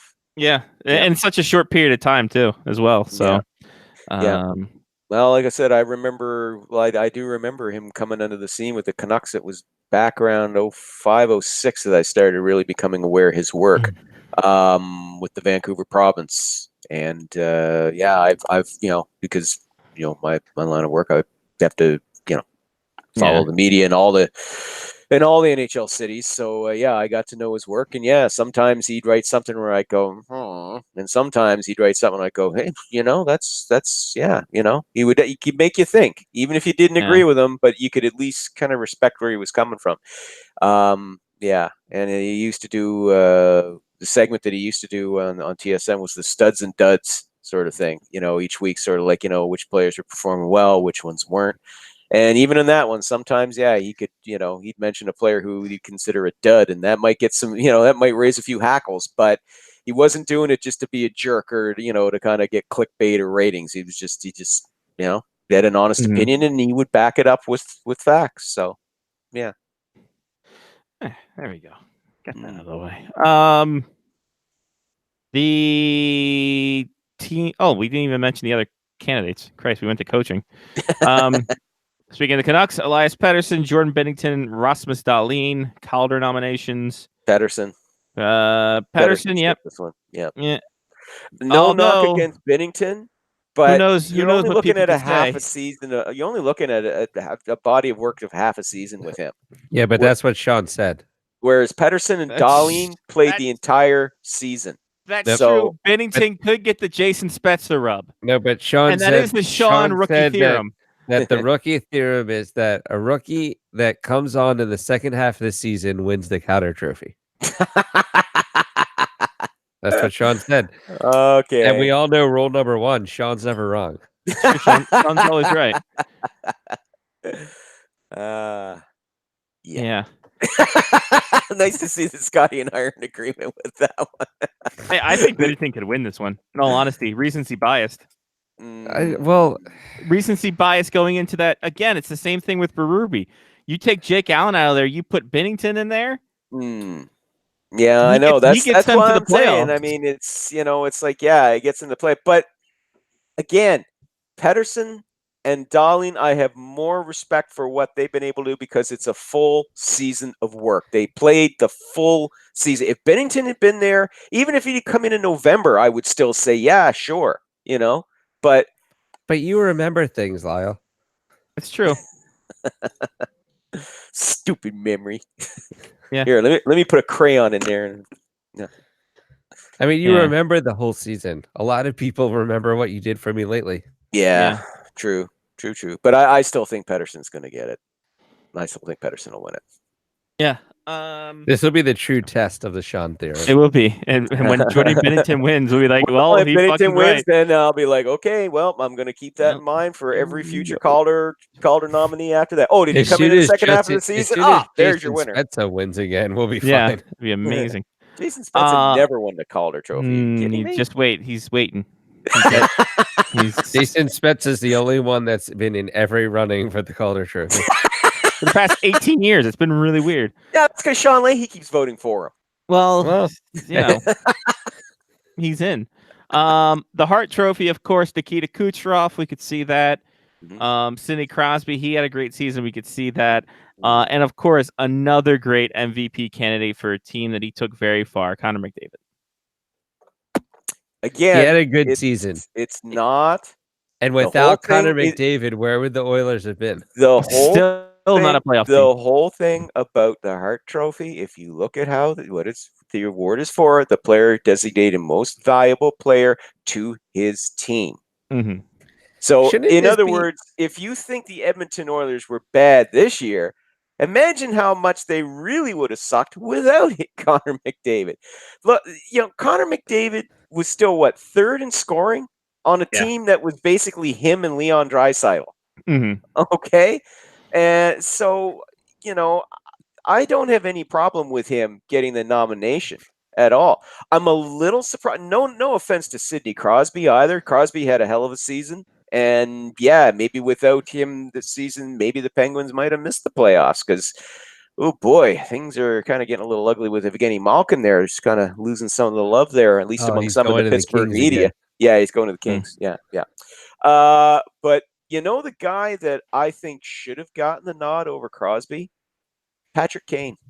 Yeah, because Kaner almost got those guys. It was he was the engine of that offense, and he got them damn close for a team that in November we were writing them all off, and then they were all of a sudden they caught fire, and in the second half.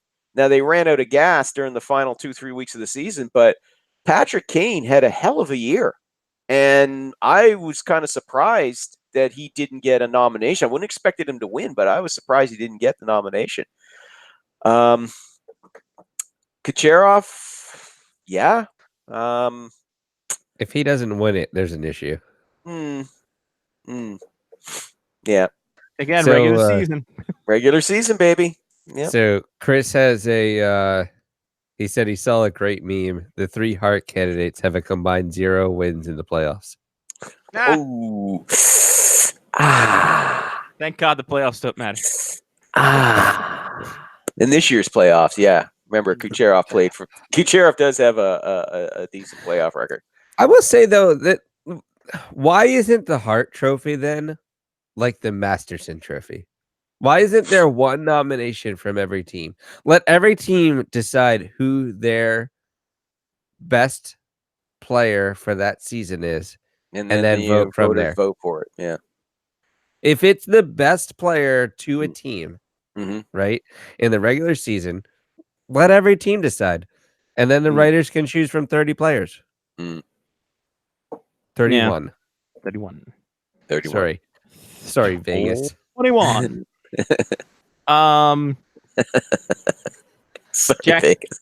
Jack Hughes topped the. That's gonna be from now on. That'll be it. It would have been, you know what? It would have been Sorry, better Vegas. if you said sorry and then inserted another team, like sorry Anaheim. No, I don't know. It's still fun. That's okay. I still thought sorry Vegas still struck me funny. Yeah, that's good. Uh, Jack Hughes topped Alexander Ovechkin's under 18 scoring mark by 1 point, 32 points in 14 games, 14 goals, 18 assists. That kid's good. Kid's good, and He's good obviously and with the terrible. first overall pick, he who's got the first overall pick again? Jersey. I do. Okay, you do. New Jersey. So So that kid goes with Nico. Heischer And Taylor Hall. Oh yeah. Look at that team now. Yeah, well, They Taylor only have to bring back Hall- like a Brodeur and they'd be fine. Taylor Hall, Anthony? You think he's Don't breaking get- down, Lyle? No, it's not so much breaking down. I'm just thinking You think he's out of there? You think he's trading? they better do something to give him added enticement to stay in New Jersey. And I don't mean open the vault. He's going to get a lot of money. They're willing to pay him a lot. But they are going to have to. Yeah, it's all well, fine and good. Yeah, they got Nico Heischer, who he's got great chemistry with. I mean, I don't think there's any issue there. Yeah, they're going to have Jack Hughes or whoever they want to grab. Jack Hughes. Jack Hughes, or maybe with the Finnish kid, the Double K. Maybe they'll bring him. Maybe they'll grab him. I think he's fine with that. But they need another scorer, an established scorer, You think? and they had better get one. Or you might be looking at Taylor Hall being traded before the trade deadline. Not for nothing, Lyle. Tampa could have some people they need to give up. Oh yeah, Tampa but could Tampa, have some people. yeah, but Tampa. Look at the people though that they're going to give up. Ryan Right. Callahan, Sure. JT Miller. Yeah. Listen, decent, versatile, forward, scorer. but he's not. Yeah, no. And they're not trading Braden Point. They're not trading Kucherov. They're not trading Stamkos. So, yeah, not really very much there, Tampa Bay. But no, Ray Shero has got to bring in a scorer by a trade or free agency. He's got to make it happen because I think that's going to be crucial to keeping Taylor Hall in New Jersey long term. Kuznetsov to New Jersey. There you go. Match made in heaven. Boom. Washington needs 2 left wings. Sure they do. 2 top line left wings. It'll work. My God, it's genius. Perfect. Well, I think it's worked perfectly, Lyle. Oh, absolutely. I'm just saying Kuznetsov is a center, Lyle, for the Devils to keep him there, not for Hall. Are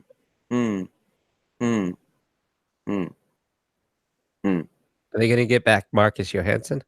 Oh, He plays for the Bruins. So Yeah, no. Darn. Sorry. they're like 6 months late. who do the Caps what do the Caps do now? Let's talk Caps. now. Caps they're not gonna blow it up. But there are going to Hagelin be some gone? changes. I think they would like to keep him and he would like to stay. It's just going to be a matter of can they afford to keep him. He's not going to ask for big money, obviously. Mm-hmm. They I think between Hagelin and Brett Connolly, it comes right down to it. They'll keep Connolly and say thanks, Hags, and cut him loose. Devontae Smith-Pelly's gone. You know, Yep. brief but entertaining. But sorry. How much is Jacob Verana gonna garner?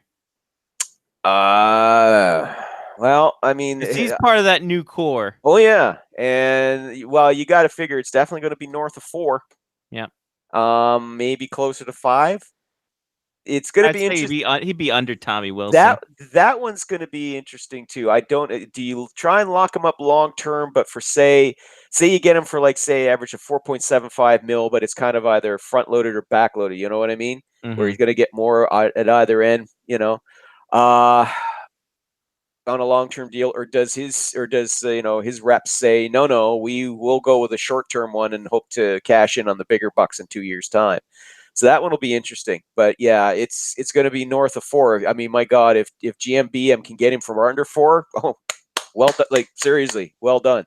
But yeah, it's gonna cost because the kid's coming into his own. So guys who score over 20 goals and 50 points, they usually tend to make over 4 mil a season. So that's going to happen there.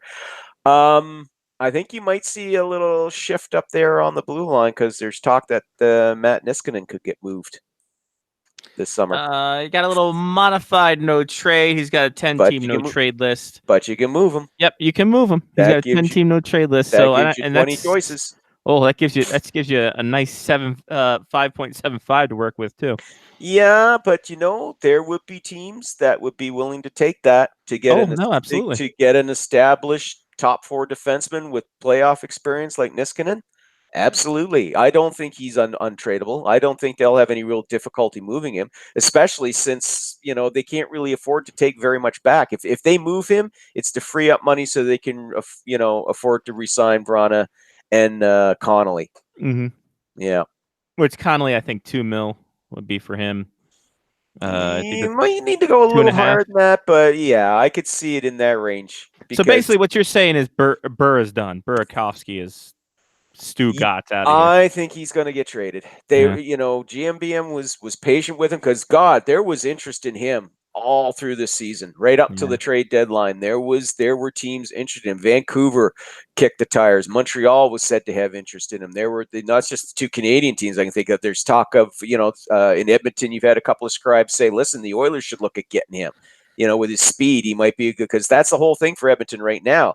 The only speed they've got is on their top line. They need more speed. So, they feel the need for speed. Hey, maybe he goes there and all of a sudden, he gets good chemistry either on McDavid's line or with, Ryan Nugent-Hopkins on the second line. So there's 3 Canadian teams right there that could have interest in it. And the problem is that Burakovsky looks so great for spurts. In the playoffs. And I'm just like, oh man, like that. Like he looked good. Like the last 2, like probably the last 2.5 games of that series against Carolina, he was probably the best player on the ice. Mm-hmm. But there will be teams that'll think, you know what, this kid just needs a change of scenery, and a bigger role, an opportunity for a bigger role, and that'll help bring it out because we have seen that happen in the past. Players who, kind of struggle to find their game or their consistency with a team, they get traded to another one and they get put in a different role with different coaches and different teammates, and boom, they just blossom. So, and the problem I think the Caps did is they kind of shot himself in the foot bringing this kid up from junior. Yeah, expecting him to have some kind of dynamic that he had playing with Connor McDavid. Yeah, and it just never took. Maybe he goes back, like Lyle said, go back and play with Connor McDavid. Exactly. Maybe that's where you need. Sure. But I worked with Tamu and Paul Correa. It's fine. You're right. Yeah. It's fine. But like I said, what's the worst thing that could happen? Yeah. But overall, I mean, you'll see the Capitals will do some tweaks just to, like I said, to free up some cap space, not put too much of a dent into their depth. And they'll keep the core intact and they'll take another run at it next year. There we go. I have a feeling that Verana is like Bondra 2.0. That's not a bad thing. It's not a terrible thing. No, that's not a bad thing. I think they're both Slovakian too, so that works as well. No, sorry, Verana's Czech Republic. Ah, there you go. That's And so at the time they would have been Czechoslovakia. Yes. well, no, he was in Prague. That was Huh. yeah. Then Bondra was part of When it. was he born? in Verana? 96. Oh, okay. That was well after Well after. Czechoslovakia broke Hello. up. Yeah, I was Yeah. already refereeing Bondra's kid in soccer at that point. There you go. Well, you got anything else? You got any? How you liking the second round? You enjoying it? I don't know. Seems a little lacking with so much of the star power gone already. you know? Yeah, that's not mean, not wrong. Yeah, Not it's wrong, but kinda- again, that's up to NHL marketing. They fucking put all their eggs in one basket. They Next thing screwed you it know. all again. There we Having go. these teams lose in the first Well, round. and I put a lot of stock into NBC just wanting the big name teams. Which why wouldn't you to get ratings? Well, and you But now when the ratings tank, it's going to be like, well, NBC's going to be like, well, why would we want to pay this amount of money when the contract's up in a couple of years? What I'm looking forward to the fans who say, "Oh, I look forward to playoff upsets.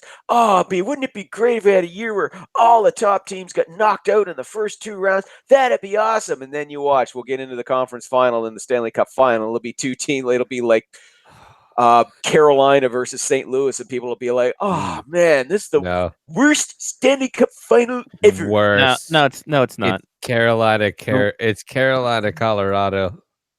No, the worst one ever is Columbus and anybody.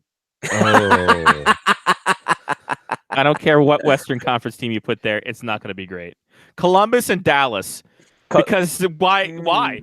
Yeah, Because that's the battle for yeah. Ron Tugnut's dynasty. No, we're not gonna. Are you going to say not gonna Ron fucking do this. Tugnut? Because I would say, like, let's face it, if San Jose goes all the way, well, great. Hey, there's one team with been there before, marketable names that we know. Yeah, that'd be okay. Yeah, there's some stars.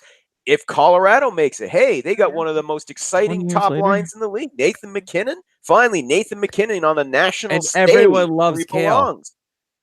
Yeah. There we go. Hmm. The Jason Spetz will be the first person to win a Conn Smythe. Another person to win a Conn Smythe before he wins the Calder. It's gonna be great. It's gonna be a great fucking thing. But he'll still win the Calder at some point. Yeah, no, that's what I said. He's gonna win the Conn Smythe before he wins it. Every He's gonna- year.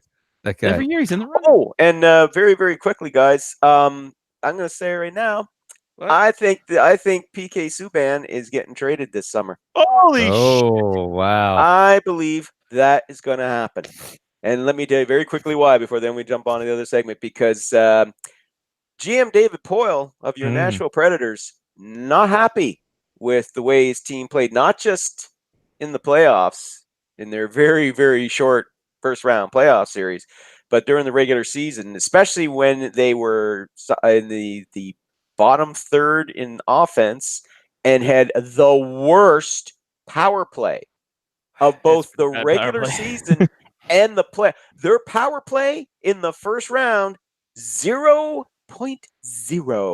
They did not get, and this is a team Their that power has play was on double secret probation. this is a power play that had no. Subban, Roman Josi, Ryan Ellis, and Matthias Ekholm. Okay? 4 guys that you have back there that you can throw there on the power play in any combination, and they should be able to generate some points. This is a team with Philip Forsberg and Ryan Johansson and Victor Philip Arvidsson Forsberg. on your first line, and they didn't score a power play goal. Mm. So David Poyle, not impressed. He's already said changes will be coming. And that has already started the question, even in the Nashville media, they're asking the question, could it be PK Subban? Because Subban does not have a no trade clause. He lacks no trade protection. He can be sent anywhere. And it won't be back to Montreal, so no, forget that. But I think that's going to happen. They've got to free up money. They got to free up some cap space, and they need more scoring punch up front. So you got to draw from your depth on defense, and Subban is the logical choice to go. And I So- know this is funny because 3 years ago, when all the Subban rumors were coming out of Montreal, I honestly didn't believe them. I didn't think it was going to happen. And now, but looking at this purely from a cap standpoint and how the Predators performed this season, yeah, I can see it happening. I can see Subban getting traded this summer. Do they really bad cap locks are on. What about like Boyle and Simmons? Do they like figure out how to keep either of them? No, but I could see them maybe looking at keeping Boyle. But That's honestly, kind of astonishing to me. but that will be almost like an afterthought. Yeah. Wayne Simmons, no. Wayne Simmons's free Well, agent he's stock been has plummeted. He was awful when he left Philly.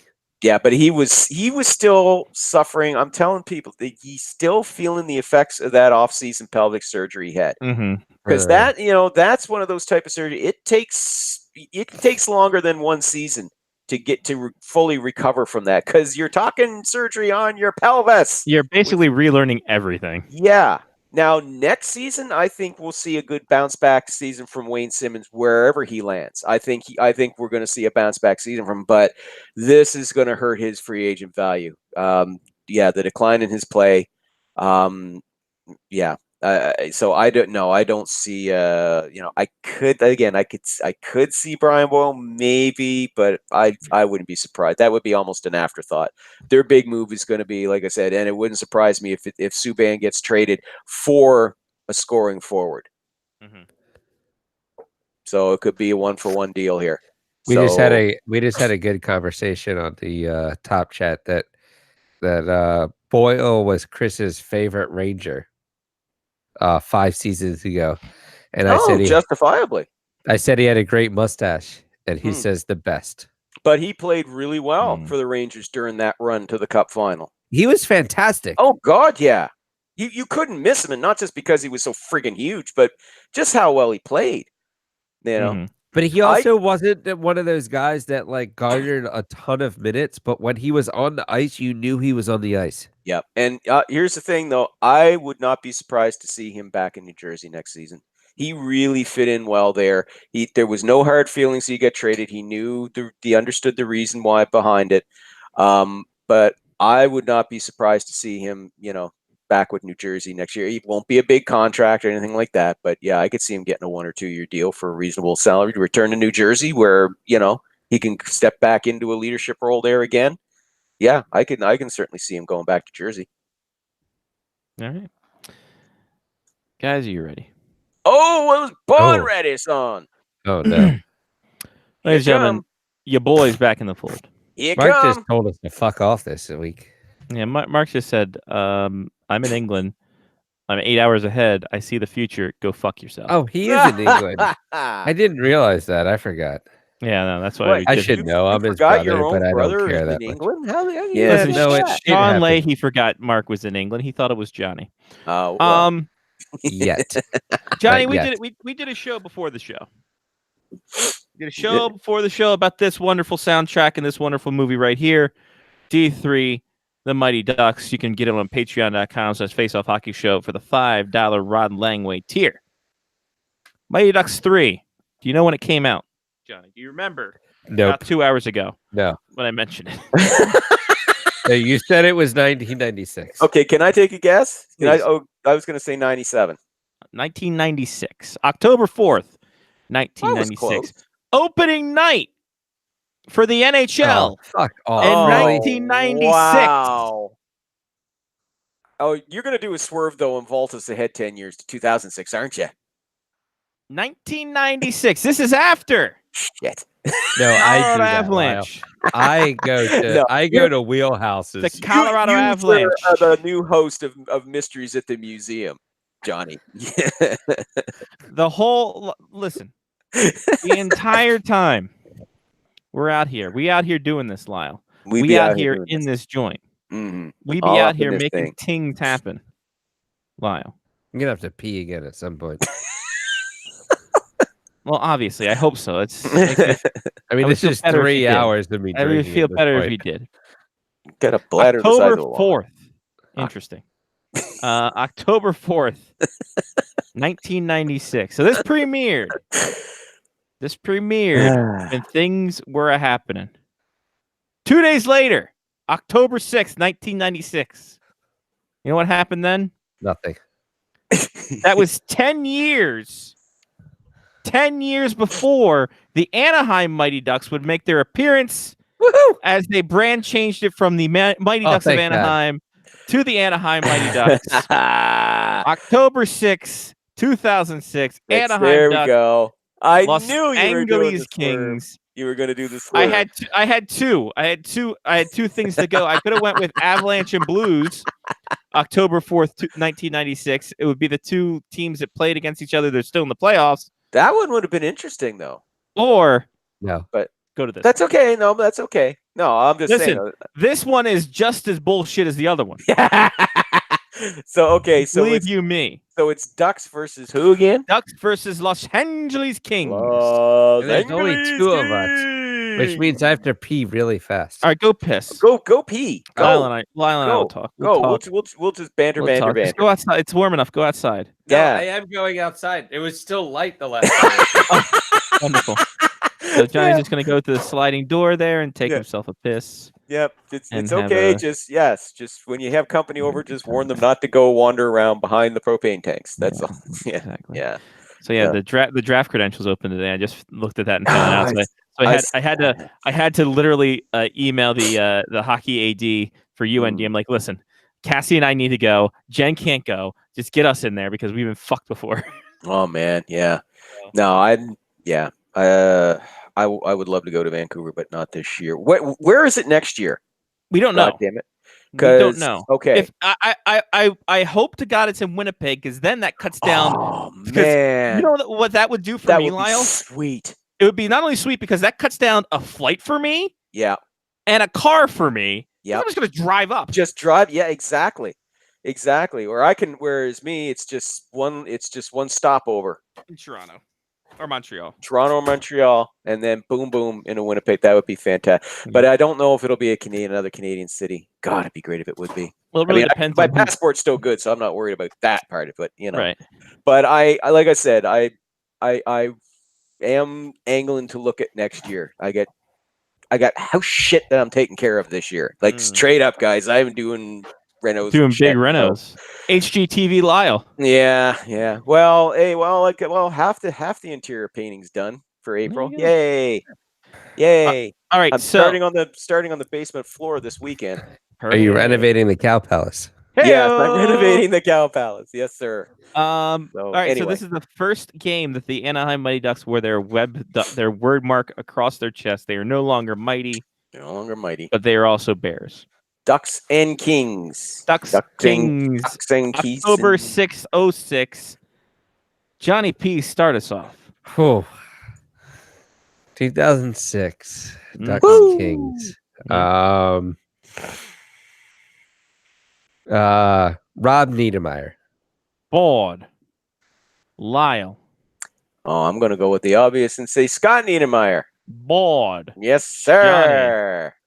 Just that easy, kids. What about Chris would like to go with Rob Blake? Board. Very good. Who next? Johnny. Johnny. Yes. I'm gonna go with J.S. Shiger. Board. Booyah! Wow. I'm gonna go with Corey Perry. Board. Yeah. Everyone's going Ducks except Going for Ducks, baby. except for Chris. Go, Chris. You're our Kings guy. Give her. What about AJ? Hey. AJ. Anze Kopitar. Board. Yeah, Top that's Chat's right. got the Kings. Here. That's I'm right. gonna go with Ryan Getzlaff. Oh yeah. Board. Oh, they're just dropping like flies. Listen, why are we even having this? Oh my God. Okay. New my Ducks turn. and old Ducks under the My same turn. flag. Eh? Sure. How about a little Francois Beauchemin? Oh, Shimon. It's a board. Yes. To Johnny or the Top Chat or whomever. Well, Top Chat hasn't chimed in yet, so I don't have Perfect. enough time to Okay. think. This is like speed round. Oh my god! Kind of Yeah. back and Those, forth. that was a good Ducks team, man. It was. I'm gonna go with well, no one said it so far, so that kind of makes me think.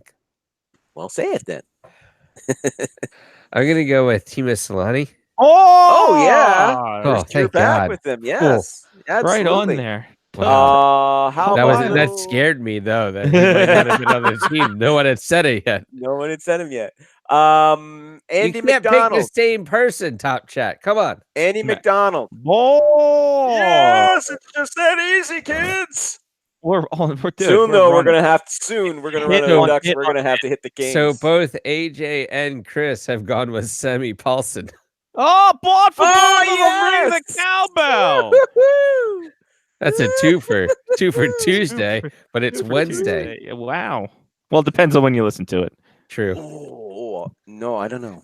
Johnny? Whew. Oh, I'm gonna go with Alex Tanguay. No. Oh, and I'm gonna go with a very, very obvious one. In I'm surprised you didn't. 2006, really? For the Ducks or the Kings? No. No, Oh, well, I he would have definitely been. went I think he was Avalanche. still Avs And then. early. He was still Avs. I wasn't he? I lost track of everything. I went Avalanche. That's what they were Oh. playing. Okay. I'm pretty Um, certain you said Avalanche, though. Yes, I said the other option was the Avalanche and Blues. Yeah, Why was definitely- Anze remember, Kopitar? My Ducks, brain Kings, stuck Ducks, on Kings. Avalanche, and I did not go Kings. And it didn't help because Rob Blake was mentioned and he was right. Right. True story. I definitely went full on Avalanche. You went full Avs. That's after why you I heard- went to Alex Tanguay. After you heard Rob Blake, Damn that it. was it. You were gone. Well, it's the funny Oh, thing well. is that Kopitar was the only other one mentioned so far. Yeah, I didn't. That didn't put the pieces Click. together for me, though. Well, I am not sober. I'm not ready to jump onto the Kings wagon just yet because I want to Okay. keep this Ducks wagon going. And I'm going to say Sure. Chris Pronger. Yeah, there it is. Yes. There's back on it. Yes. Chris would like to go with. I think this might be a Fawcett set. Travis Moen. Ooh, that's a good one. Board. Yes. Board. And Yes, AJ doodly. go with Dustin Penner. Dustin Yes! Penner, pancake Yes, boy. I was just about to say him. Yes. Ah. We're running out of Oh. Ducks. All right. Well, Quack, so quack. the Kings. That's a completely different team. It's a completely different team from the Avalanche. Mm. As a Oh. review, Rob Blake and Anze Kopitar have already been mentioned. Okay. Wow. That is. Whew, that's my brain Okay, I not think I got a working couple. well. I think I got a couple. Go ahead, Johnny. 2006. Let's go with Jonathan Bernier.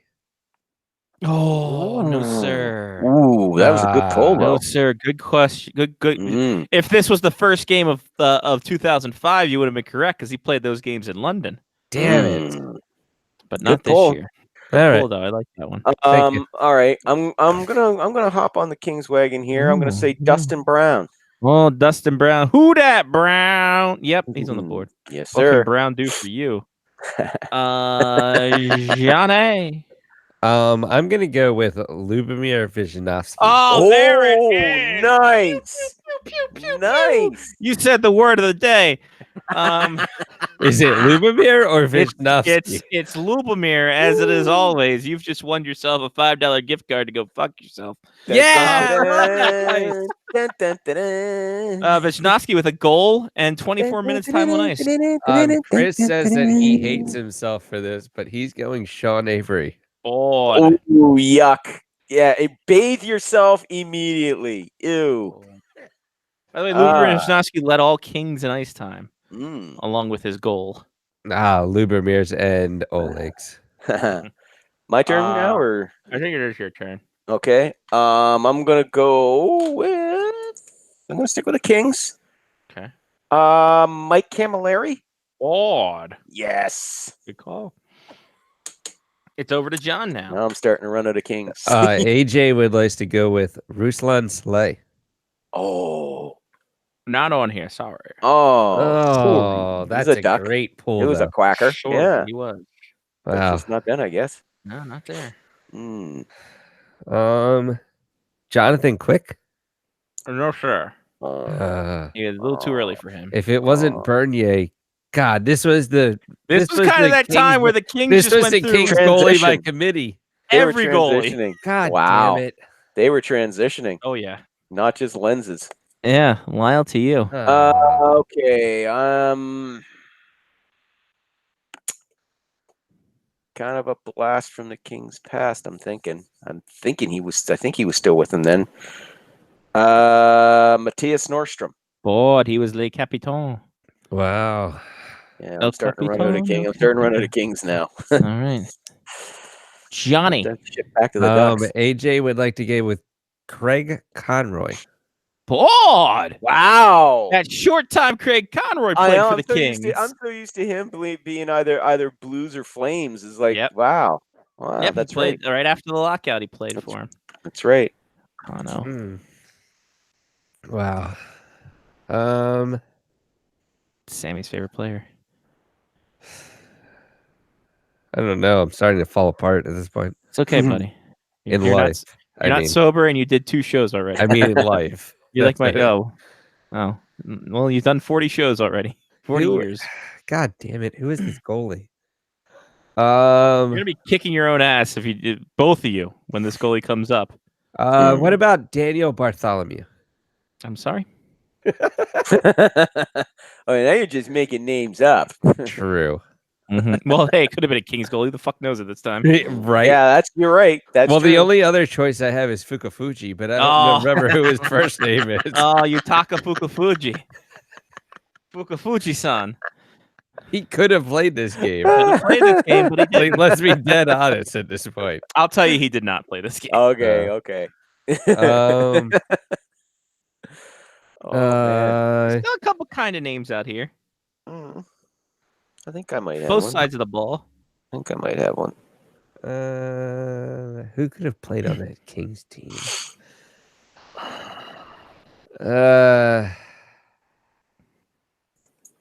That just popped into my head, but I'm pretty certain it was already said.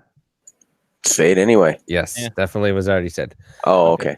I'm kind of losing steam at this point. Uh-oh. Good thing we did this extra show before the show.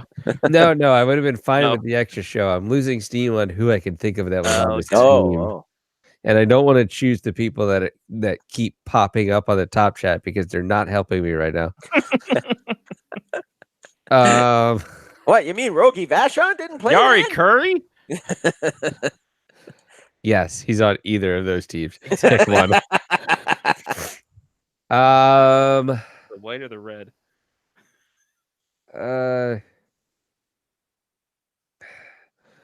So it's not the Avalanche, right?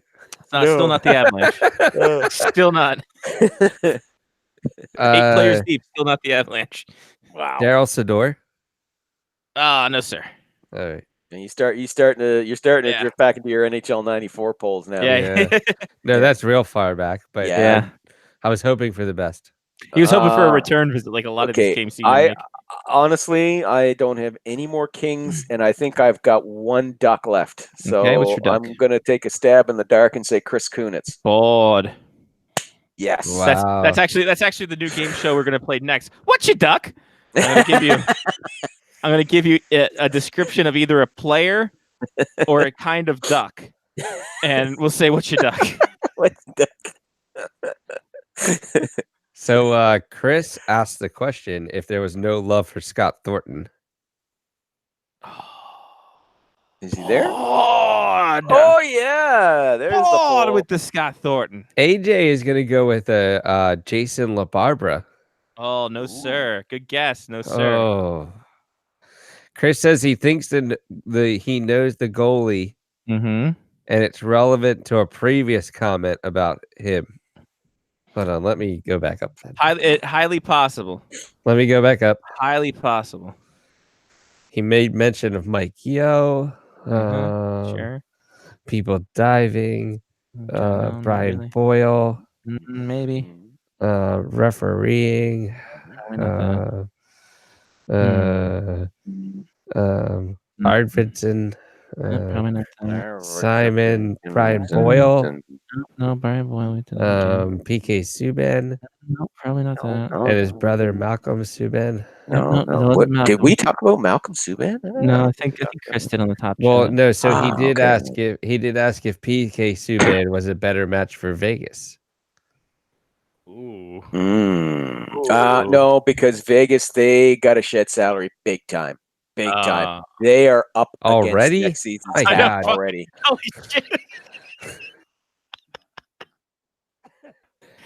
Bill Foley. GM's like, fuck, really? Really? It's Guys, I like, thought if I went double or nothing. Wow, that's astonishing to me. Vegas is already up against it. Yeah. Chris, if you know it, just send it in. Because Oh, that's why, because they gave Mark Stone a fucking yeah, $2 million $9.5 mil. extension. You know what? Matt And I know Pacioretty this got a isn't $3 million part of extension. haha fuck you, but the Senators have been fantastic in the playoffs really this year. have. Oh, they're outstanding. So they're doing great. Hey, Yeah. so here's the thing. By the way, the reason why they're up against it, and yeah, Mark Stone gets a over That $2 is million fantastic, Chris. over $2 million raise. Max Pacioretty gets almost a $3 million raise. Alex Tuck gets a almost $4 million raise from their contracts this year. So that's why they're up against it. And William Karlsson's an RFA. Johnny, what does he got? Chris says it's Sean Burke. Oh no, it's not. Oh, I thought that was in there. So close. Are we tapping out? We doing last call for alcohol here? I'm gonna Yeah. go Felix Potvin. I think you were a year late actually on that one. Really? Because I remember him wearing No. random colors. You were 2 years late because the year after the lockout he played for the Bruins. No, many years late because he played for the Bruins the lockout season. So I remember All right. I picked him first overall in the draft when I didn't want to, and then still won that year. So we have two more from the live chat. I'm Okay. out. Okay. I'm worthless Lyle? at this point as a Yeah, person. I'm done. All right. I'm done. AJ is going with Eric Erzberg. Nope. And Chris is going with Dan Cloutier. God! Oh, Danny my Klutz. God. Danny Klutz, because that was the first Wow. time he was wearing a full mask before he went back to the helmet and cage combo because he was sucking ass in it. Great work. Wow. Great work, Chris. That's well Chris done. is our MVP tonight. Chris is Yeah. MVP. Yeah, if we were that's giving cool. out 3 stars, Actually, if we were going on MVP, it'd be David Michael. that's true. Then he would Chris would win the Conn Smythe because it's here later in the show. That's true. That's true. So the Hart Yes. Trophy goes to David Michael, Conn Yes. Smythe goes to Chris, and the Masterton Award goes to AJ for perseverance through this bit. All right, so for the Kings, AJ's giving Chris the heart. oh, nice. Derek Armstrong for the Kings. Avery, Blake, Dustin Brown, Mike Camilleri, Craig Conroy, Jeff Cowan, Kevin Dahlman. One that you might be kicking yourself with, Alex Froloff. Oh, Alex Froloff. He's great in those, like when you get like the really big bowl and you got like a bunch of spoons. and Yeah. you put a whole bunch of Froloff into it. That's it, right? Frozen Uh, Froloff. No, see, that's Yeah. not. That's big in California, from what I've Okay. heard. All right, cool. Yeah. I liked his. They chicken- call it Fro-Love. Well, what he actually moved to Baltimore, and because he was a king, he decided to go ahead and have some Fro chicken. Johnny liked that one. That That's was good. local. That's too good. local. That's a local joke. Love it. Radis Ivanis, What? the fighting guy from Latvia. Sounds like a disease. Radis Ivanis. Kopitar, Aaron Miller. Aaron Miller. Nordstrom, Patrick O'Sullivan. Ah, Brent He was the Sopel, next best thing. yep. He was supposed to be. Yep. Brent Sopel, Thornton Vishnowski, Brian Wilsey on this team as well. Dan Cloutier in net. Huh. For the Ducks, Boschman, Joe DePenta, another former Caps defenseman pickup at the deadline. Todd Fedoruk, Getzlaff, Kunitz, Todd Marchant, McDonald, Moen, Niedermeyer, dead. Shane O'Brien, Sean O'Donnell, Paulson, Penner, Perry, Pronger, Solane, Ryan Shannon, and JS Jugger. We did a decent job with Pretty good Ducks. job, Yeah. I have to say. Yeah. Didn't No, hurt that that's because that Ducks roster was the just Ducks team that won the Stanley loaded. Cup that year. yeah, loaded. There we go. Well, Lyle, it's been real. It's been fun. It's been real fun. Thank you, buddy. As always, guys. And Have we a great will- week. You too, and we'll talk to you next time around. Talk to you next week, guys. See you. There he is. Thanks, Don't do Lyle. anything I wouldn't do. There he is, Lyle Richardson, SpectorsHockey.net, at Spectors Hockey. You can find him at the Hockey News, my NHL trade rumors, and all the other fun stuff there. Some shout out, Jonty. I give a shout out to the playoffs. I enjoy watching hockey, even if the Caps aren't in the playoffs anymore. So the games have been good. The NHL playoffs, actually, all playoffs kind of fall in line with the World Cup for me, where the first 2 weeks of the playoffs is insane. There are like 3 games every night. No one knows what's going on. Everybody loves everything. And then round 2, it just like falls off a cliff. So that's where I am now. There's like 1 game a night. I'm like, cool. I got to watch that 1 game. I'm going to sleep. If it's West Coast, I go to sleep before the game starts.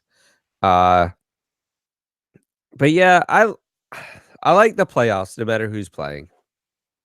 Mhm. Even if the Caps aren't in it, I like the playoffs. I give a shout out to my ring. Capitals won last year, just in case anybody didn't know that. Yeah. I give a shout out to trophies because of Mark Grace. There you go. And I'll give a shout out to Stoke City, who came out with their new away jerseys last for next year this morning that look a lot like the Orioles jerseys. Oh, wow. They are slate gray, black, and orange. Nice. So I hope you guys don't suck, but if you want to give me like a sweet, then I'm fine with that as well. There you go. All sweet all the time. There it is. Too sweet. Sweet. Nice. Boom. Shout out to David Michael coming on the show. Hashtag no mark. There it is. Go to thedavemike.com for all his stuff there. Awesome time with him. Shout out to Lyle because we don't shout him out enough, I guess. Don't want to feel left out. Shout out to Oyos, still being made. Shout out to Off Days. Shout out to having a weekend, having an overnight weekend. And That sounds awful. no, it's not great. It's not fun. But I think that's it. Yeah, that's it. That's it. That's all. For Johnny P, I'm Scotty Watts. Take care of yourself and someone else. This has been Face Off Hockey Show on faceoffhockeyshow.com, part of Bloomfield Radio. Catch us on Facebook, FOHS Radio, Twitter, FOHS Radio, Patreon, Face Off Hockey Show. And then we'll have our extra show going up right after this one. So if you put the $5 in, you can get the extra show out. How about that? That's it. That's all. Until next week. Peace. I'm bringing it live and uncut. No DJ has got enough. Can't compete with the low rider sound. Musical landscape battleground. So how could you wanna stop this sound? Infrared night scope, laser beam shut down. Phonetic skills should be noted. Quote after quote, and you know Lefty wrote it.